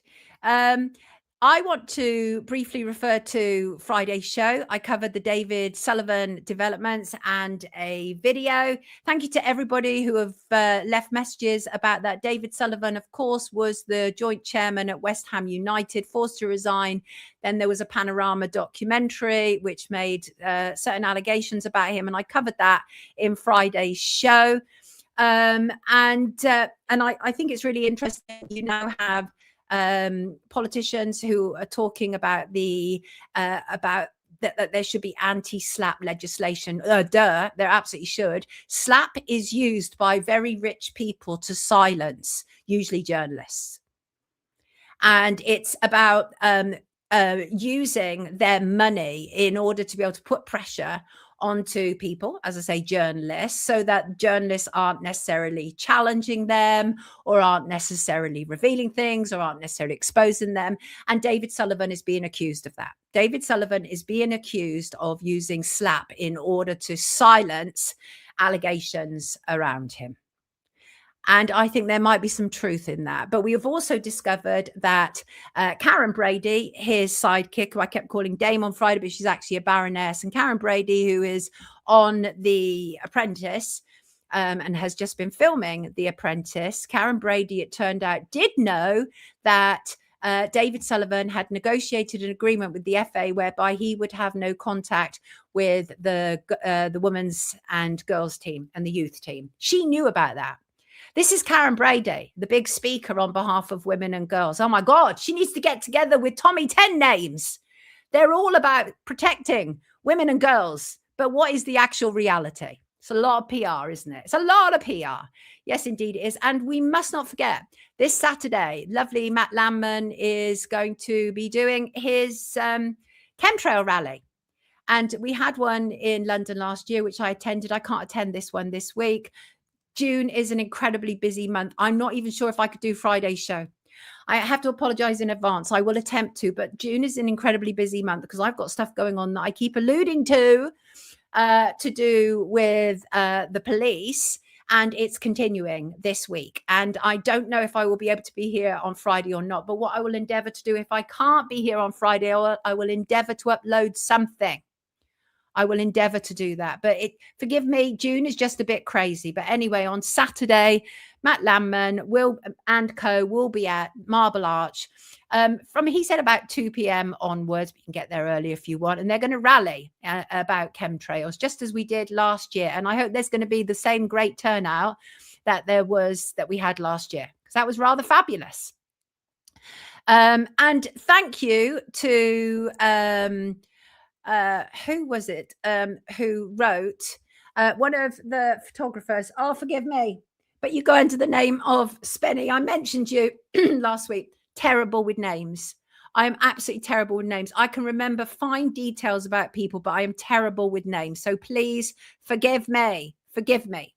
Anyway, he said he also was a little bit rattled with Matt and others not taking up this gauntlet to have a debate about chemtrails. He said, but after hearing him talk today, I totally understand his concerns. I get it. And I do too, because sometimes when you're in a debate like that, even though you know what it is you're saying, because oftentimes the other side will use stats and what is really coming from the official narratives of it. And it can be quite difficult to actually debate that sort of stuff. So I did take that. I really did. And I can't believe I've forgotten your name. Remind me. Are you in the comments? Remind me. And then I'm going to hate myself for forgetting your name. 72 in a perfect triangle. They've been busy spraying this morning. Gary said, I'm terrible with names too, Sophia. I am terrible. I am absolutely I can actually remember small details about people, their children, the jobs they've done, their hobbies, music they like, but names, I'm absolutely terrible. Names, I'm terrible. To remember a name, say it out loud 3 times. That still doesn't work for me, Stolly. I'm still hopeless. I know this guy. I know him. He supplied images to me. God love him. I saw 3 white trails going across the sky late afternoon yesterday. Star signs, I remember, Milford. I absolutely remember star signs. We can see the chemtrails, says Nikki. Yep, can't we all? Thank you also to everybody who has contacted me about the 3 sisters. Fascinating stuff. Thank you to Lee. Thank you to Danielle. Thank you to Gemma. Thank you to Soraya. Thank you to Alan. There's loads of people. Really appreciate it. So I did a report last week about the 3 sisters whose bodies have been found had been recovered from the water in Brighton, near Blackrock Car Park and the Brighton Marina. Jane Adetora, Christina Walters, and Rebecca Walters. And some of the information that has come in is fascinating, to say the least. And I appreciate each and every one of you who comes with information, because this story doesn't make any sense to me. It makes no sense at all. The history of these girls appears to be something of a blank slate. The family are highly questionable. The stepmother, the father, the half sister, really interesting stuff going on with that family. A GoFundMe was launched. I think it's around about 50 grand now, has been acquired. But it would appear that these girls had almost no social media imprint, no imprint online. Now, women in their 30s or anybody in their 30s, it's highly unusual not to have any kind of internet print, right? Footprint, highly unusual. And yet what happened was the family put out the first picture of them as adults there. Turned out that was AI. So the family then put out the second picture of them with their father, which was clearly years ago. So what happened in between them being children and them being turned into AI images? What happened, and why aren't there images of them? Like, it's just weird. And especially because they were all said to be really close. They lived together. And I went through this last week. There's a separate video online. Anyway, some of the information that came in, juicy, very juicy. So the inquest was opened in Brighton and Hove. And the coroner is Penelope Schofield. Now, Penelope Schofield has a very interesting history indeed. She was jailed in 1997 when she was a solicitor, and she was jailed for perverting the course of justice. This is not something that a solicitor should be jailed about, right? And she was essentially lying on behalf of her detective constable boyfriend, who was 5 times over the drink drive limit. And then what happens is she gets released from prison. Her license was suspended for only 2 years. She gets a job as a solicitor. Then she becomes a coroner, and now she's a senior coroner. Now, again, that sounds like 2-tier society to me, because I'm pretty damn sure if you or I were imprisoned for perverting the course of justice, I'm not sure that we will be able to rise through the ranks and become senior coroner.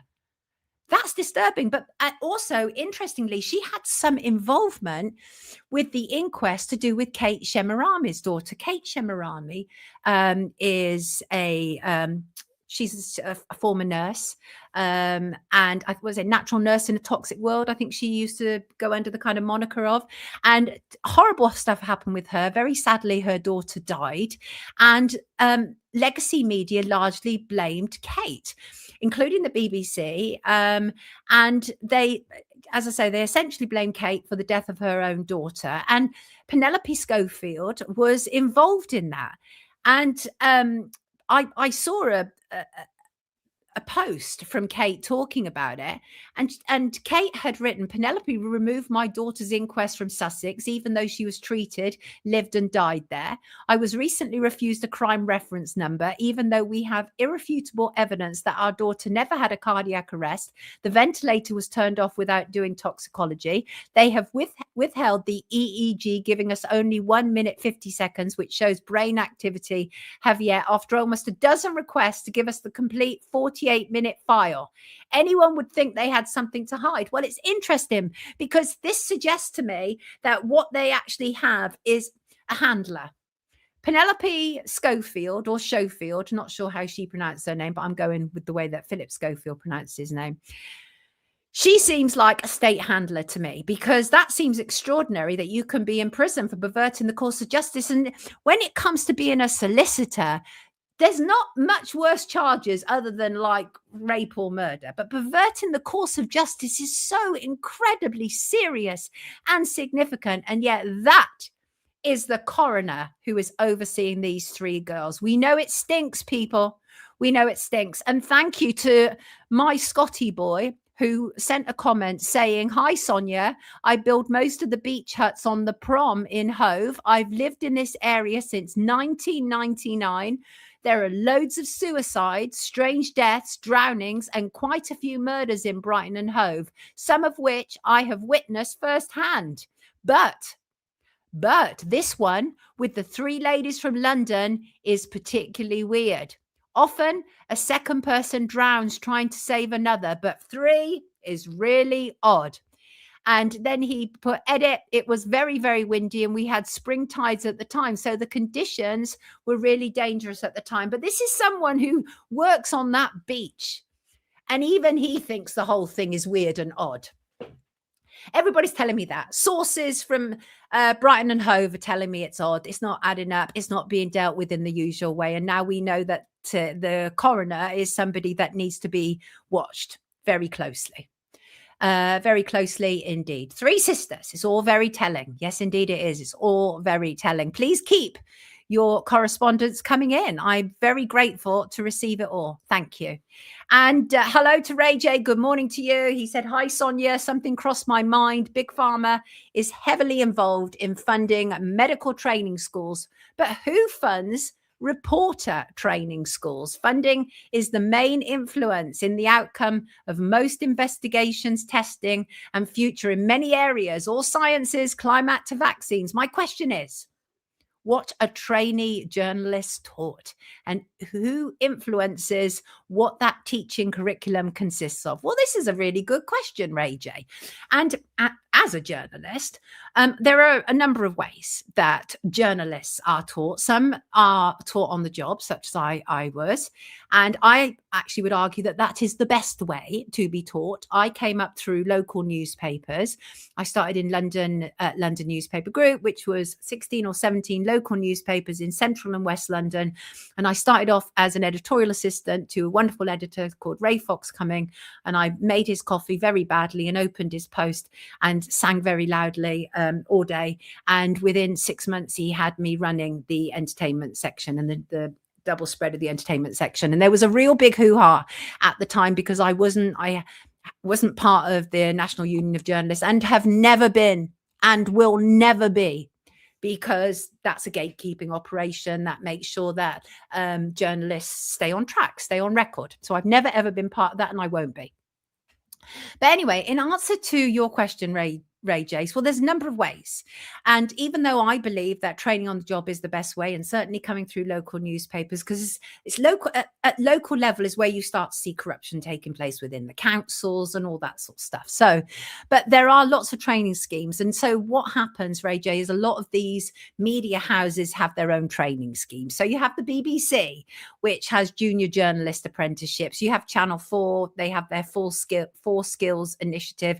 You have Sky News, and you have like the Guardian, which comes under the Scott Trust bursary. It's managed by the Guardian Foundation, and they pay full tuition fees and living expenses for aspiring journalists. The iPaper, the Independent, they also have their own scheme, and the Telegraph. Now, the problem is that what happens is all of these people, they will be taught a house style and also a political style as well. So immediately, this is not value-free learning how to be a reporter, because if you are taught how to be a reporter by the BBC or by the Telegraph, you are taught it in a very, very specific way. And what happens is these programs, you're essentially indebted for these young journalists who go on these programs. They're essentially indebted to these organizations because they're offered a salary, a living allowance. They're provided essentially a direct pathway to employment within these newsrooms. But of course, they are compromised from the get-go. And there's lots of university courses as well, which honestly, I don't recommend any of them. The NCTJ, the National Council for the Training of Journalists, also has its own accreditation as well.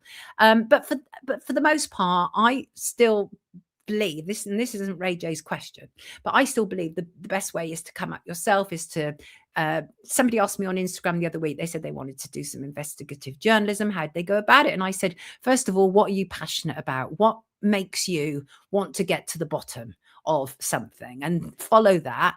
And then once you've, kind of got all your ducks in a row and all your sources and you need evidence, then you start to approach editors, whether it's newspapers you want to write for or whatever, and you pitch them an idea. And that's another way to go through this. But yeah, in answer to your question, Ray J, most of the journalists now that you see in legacy media have been trained by the houses that they are working for. So it means that they are immediately compromised. They are immediately brought in to deal with that house style. And if you look at like the Telegraph and the Daily Mail, these are owned by billionaire media moguls. So, and we know what their agendas are. If you're on a training course for the Telegraph, they are not going to teach you stuff that is opposite to what the Telegraph report on. And the Telegraph has always been considered very, very kind of right wing in terms of newspapers, and it's a broadsheet, but it's it's going to teach you values that the people running the Telegraph want you to know. So yeah, these journalists are compromised, and then they're in a position where they then owe to these newsrooms because they've had their accommodation paid for, they've had their training paid for. So it's quite a difficult situation, actually. It's almost like a sort of hostage situation for a lot of young journalists. And it seems like an answer to them if they go on these in-house training courses, but actually it makes them incredibly compromised. I don't support in-house training. And the reason, in terms of that sort of stuff, and the reason I don't is because I believe that journalism should be as value-free as humanly possible. You should reach a conclusion on something. Now, that doesn't mean that you should do the BBC. The BBC does this whole thing of being impartial. So they show both sides to a story, but sometimes that is not true journalism, because when you show like both sides to a story of Israel's right to defend itself and what's happening in Palestine, that fails to take account of the fact that one is coming with a gun and one has a hammer, metaphorically speaking. And that's not good journalism. We should also be reporting about disparities and inequalities and people who are creating problems. And you can see how compromised the British press is, because I talked about Nigel Farage earlier. Nigel Farage is a media creation. Nigel Farage could not get elected. I think 7 times he tried to get elected before reform. But the BBC made him a big thing, just like they're now doing with Zia Youssef. And so the BBC must like that kind of politics. They must do, otherwise they wouldn't have made him a big thing, and they haven't held into account about the 5 million. So they're not impartial. These places are not impartial. So, but BBC as one example, if you're trained as a journalist at the BBC, then you are definitely part of a gatekeeping operation. So I don't know if that really answers your question, Ray J, but other than to say most journalists who are now trained in-house are compromised, and they can't be doing the job of journalism. It's impossible. How can they do the job of journalism? Funded by technology and big harmer, says Kerry. The Oxford Mail and the Mirror are compromised, says Ghetto Gothic. Aren't they all part of the same group? And that's the other thing, right? Is that a lot of these local newspapers now have been bought up by these big newspaper groups. So there's almost no independence whatsoever. And then when you look online and you're thinking that there is alternative media online, you then discover that there's all these people who are promoting stuff that they don't really care about, but just because they're getting paid for it, and they never really looked into the safety of it or the harm of it or whatever. Anyway, but a lot of people are compromised. Journalism ain't what it used to be. I am so grateful that I came up the way I did with such a brilliant editor, Ray Fox Cumming, truly stupendous man. We were completely different classes. He came really kind of like from quite a upper class background. I came from a working class background. We got on like a house on fire, and he saw the fire in me at like, I don't know, 22 years old. And he saw that I was capable of essentially training up, and he trained me up. But it was, again, really amazing because he trained me to kind of look at the story in the round, not to seek to be biased, not to have a kind of confirmation bias at it, look at the story in the round. And so that's why I am able to make judgments these days, because I've already looked at the story in the round. So there you go. What do I think about ZTO UK? Isn't that what's its face's new thing, right? With like Carol Cadwallader and all of those people, and what's his name? Well, I'll tell you what I think about it. I think that you're not this kind of all independent alternative when you've been given a platform all across mainstream media in which to promote your new platform, right? I'm having a fabulous career, Milford. I love my job. I absolutely love my job. That's it. Mehdi Hassan. That's it. Absolutely. Well, I mean, he's there going on about how they're all terribly independent and everything. No, if you're really truly independent, mainstream media are not going to be promoting your new gig. And that's what they're doing. But there you go. School shoes. I've already responded to that. What do you think about James English's latest work? If you go back at the beginning, towards the beginning of the show, I already talk about that. That's the guy who claimed for 6 years that he was Charles Bronson's son, right? So yeah, he's a BSer. He's a BSer, and he wants people like me taken off the internet for saying that the abduction didn't happen. So he's not just a BSer, but he's also somebody who wants censorship. Yes, Greg, they are still pushing the left-right paradigm. Now, the problem is, Greg, is that does exist kind of like in the media world. And I'm in no doubt that we do have extremes on either side, but the middle is it's one big mashup now, isn't it? One big mashup. Yes, sail away. What about covering Michael Gove? Gary, I think I have covered Michael Gove. Pretty sure I have. About a year and a half ago, because apart from the fact that he's a very creepy guy, I remember he managed to walk out twice in the middle of protests somehow and get captured by the media. Anybody remember that when he was, I think, at Oxford University, and there was a headline about five in a bed, Michael Gove? Anybody remember that? Have you always been on fire? Says Ian. I don't know what that means. Is that a compliment? I hope so. And left, right, two wings of the same bird. And I do think that's probably where we are now. And Shin, I saw your image of your little kitty. I wonder if I can bring it in. Oh my God, I love these kind of images, kids. I absolutely love them. If I can find it. Shin had posted on Instagram a picture of her kitty. And I mean that in the nicest sense of the word. Here he is, he or she. Look at that little baba in front of Wake Up. It's a compliment. Oh, yeah, editor of The Spectator. Yeah, what a creep. He was married to Sarah Vine. Oh, there, I see. Yeah, he was married to Sarah Vine, right? There's a whole load of scandal there. Because actually, if interested that you mentioned Michael Gove, because it was kind of Michael Gove and David Cameron when they moved in to the Grenfell area that it started to change. And so there is an argument, and I certainly make that argument in my film about Grenfell, about how in Kensington, they no longer wanted, council flats or anything like that. And because it was becoming increasingly kind of had become urbanized and had been for a very long time, very working class enclave. But then you had people like David Cameron and Michael Gove move in and have their gets-togethers and their kitchen suppers and all that. But they were living in that area, and so actually it changed the landscape of the area. And so when people talk about Grenfell being a psychological operation, I can get that. I can get it from that perspective, because they definitely wanted to change, because that is prime real estate in Kensington. Kensington and Chelsea is one of the richest boroughs in England, and it's prime real estate. And what they didn't want is the 4 towers around Grenfell as well. Grenfell, and there's 3 other towers. They don't want them there anymore.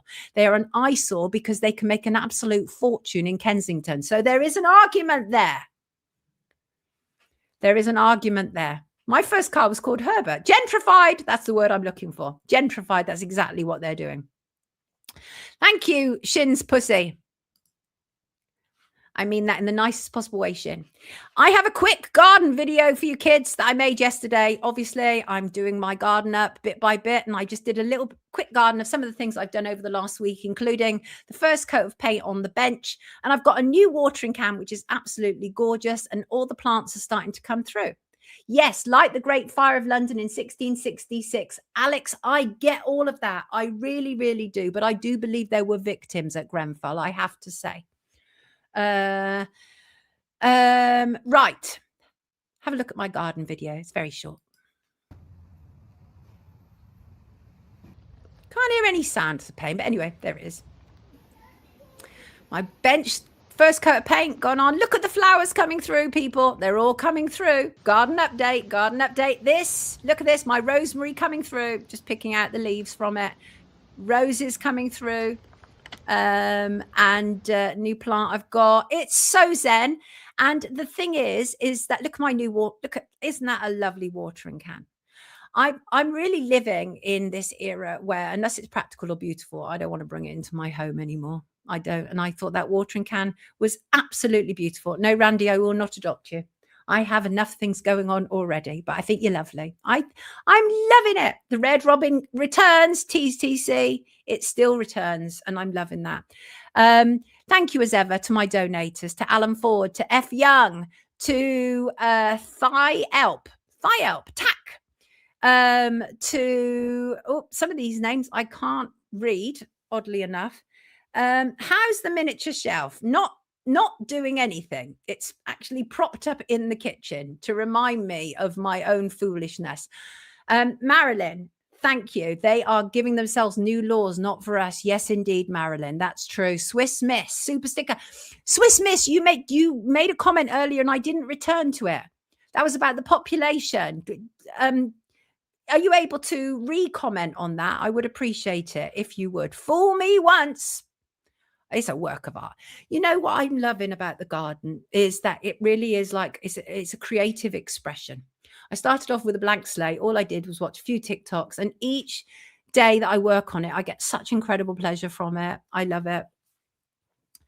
I'll take your shelf off you, son, will you? A work of art. Mark, thank you for your generosity as ever. Have a great week to you as well. Adam was a gardener, as in Adam and Eve. Massive appreciation to you too, Nathan.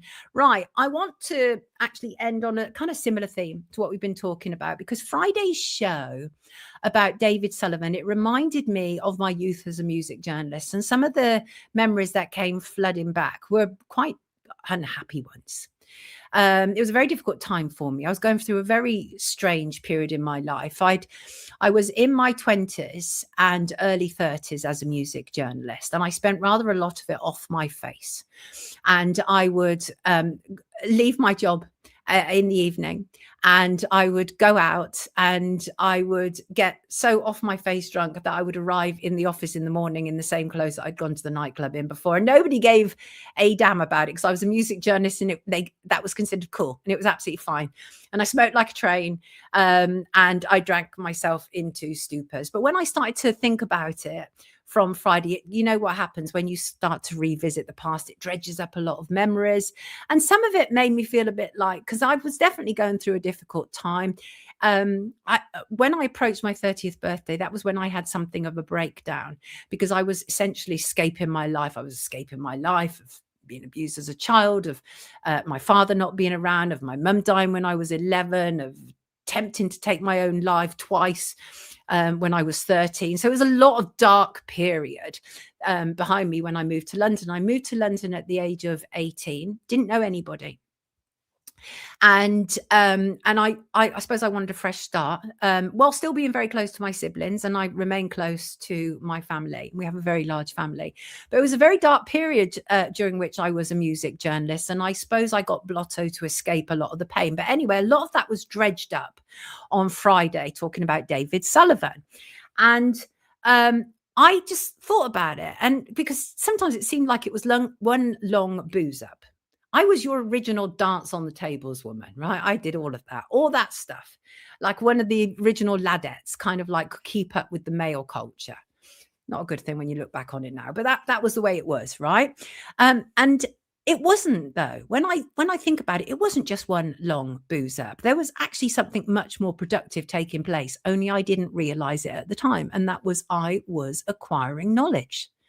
And I came across wonderful African philosophy, and that is knowledge is a garden. If it isn't cultivated, you can't harvest it. And I thought about that, and it's a wonderful African proverb, and it essentially means, obviously, that information or potential is useless unless you actively apply it, unless you nurture it, unless you act upon it. And it got me thinking that the one thing that I am prepared to do is, once I have acquired knowledge, I will act on that. I'm not somebody who will sit on the sidelines aware of injustices without speaking up. And obviously I make a lot of enemies. We can see that. We can see that in the chat. That happens. And that's fine, because that to me is absolutely a necessary part of what's going on. But what I have acquired through this one long booze up was all this knowledge and the ability to apply it. And I started to think more about that and some of the people who write to me. And I have some very clever, very talented people who write to me, but they lack confidence. They don't necessarily have the confidence that I have. And even though my childhood was like kind of a bit insane and a bit dysfunctional, we were a very loving, happy family. And the one thing that I got from my mum and my two brothers and my sister, I have other siblings from my father's side that I don't know so well. I have met, but I grew up with two brothers and a sister and my mum. And the one thing that they gave me was this tremendous confidence in myself. They boosted me up. They treated me like a little princess. And I would entertain and perform for them. I would stand on the sideboard and I would sing for them. And I'd be all the 3 degrees, even though I was only one person. And I'd be Lena Zavarone. You remember that? I mean, how inappropriate was that? A schoolgirl singing Mama, he's making eyes at me. Anyway, aside, but so I did all of that, right? So my family built up my confidence, and I think that has enabled me to be able to apply my knowledge. But lots of people write to me and they don't have that kind of college, that kind of confidence. They don't have that backing. They don't even necessarily have any kind of education, but they do have talent and they have skill and they have knowledge. They've acquired knowledge. And so I think this is kind of advice to people who write to me. And some people write to me and like, I've written a manuscript, but I don't know what to do with it. First of all, know your market, right? Know what it is you want to do, where you want to, like the advice I gave to somebody recently who wanted to be an investigative journalist. Know your market, know where to apply it, understand how to execute it. Some people get stuck in the thinking stage. Some people overthink when it's already well past thinking time. You don't need to. There comes a point when thinking is done and it's time to act. And there's a paralysis that takes place for some people. And transitioning from simply understanding a concept to actually executing it can be very challenging indeed. But I'm here to tell you that if you already have that knowledge and you already know that you want to be able to execute it, the chances are you will be able to execute it. And so what if you get it wrong? So what?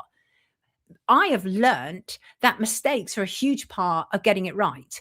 So there's a number of ways that you can go about this. Not always my favorite way. One of them is the Feynman technique that a lot of people use. Now, the Feynman technique is where you explain the concept of what you've learned to someone else, and it's in simple terms, right? And what happens is when you do that, you'll uncover the gaps in your understanding. So that's one way of getting to the stage of executing your idea. But be very careful there, because whomever you trust to talk to about the early stages of whatever it is you're working on, whether it's a painting or a book or whatever, is they may well be a critic. They may criticize you and it may knock you for 6. So be really careful in revealing your early thoughts and your early ideas to people. Be very careful who it is. And people don't necessarily criticize you to hurt you. They're doing it because they think that's what you need in order to be able to execute it. But still, it's problematic to do that. You can also do problem solving in order to be able to understand how to execute it. And what I mean by problem solving is just to actively look for real world scenarios where your new information can solve a specific challenge. And so whatever it is, whatever your knowledge is, now your knowledge may have been acquired through hardship, may have been acquired through poverty, it may have been acquired through grief, or it may have been acquired from having your children removed from you. Whatever it is, the chances are the knowledge you have acquired can help somebody else in a similar situation. That is the reality. And so I love that whole idea because I'm very much an action person. I'm not someone who overthinks. I will think deeply, but once I've thought and once I've thunk enough, I'm on to action, because that's part of my nature. I'm a fire sign. I'm always moving forward. What are you saying there? What is matter? Never mind. What is mind? No matter. Yes. You know, mentalism, thinking equals matter. You can trust everyone to be themselves. Yes, you can. Mr. Baz paints landscapes, but doesn't like people seeing the painting until it's finished. I get you. And I think this is really important because you have to be so careful what it is people say, because it can knock you off of where you're going. My advice is don't show anybody or don't share anything with anybody until you're ready to defend it. Because if you go to somebody with a wobbly idea and they go, "Oh, I don't know," it's going to knock you off. It could put you back years. Don't do that. I act on. Facts don't care about feelings. You're absolutely right, Humphrey. Absolutely. Do you know what, Nikki? It doesn't matter if it's awful knowledge because it's still knowledge. That is the reality. And I'm going to finish with a quote, wonderful quote from Tony Robbins, who said, "Knowledge is potential, action is power." And that's kind of, I think, what it amounts to. Thank you, of course, to my Patreons and people who donate to Wake Up.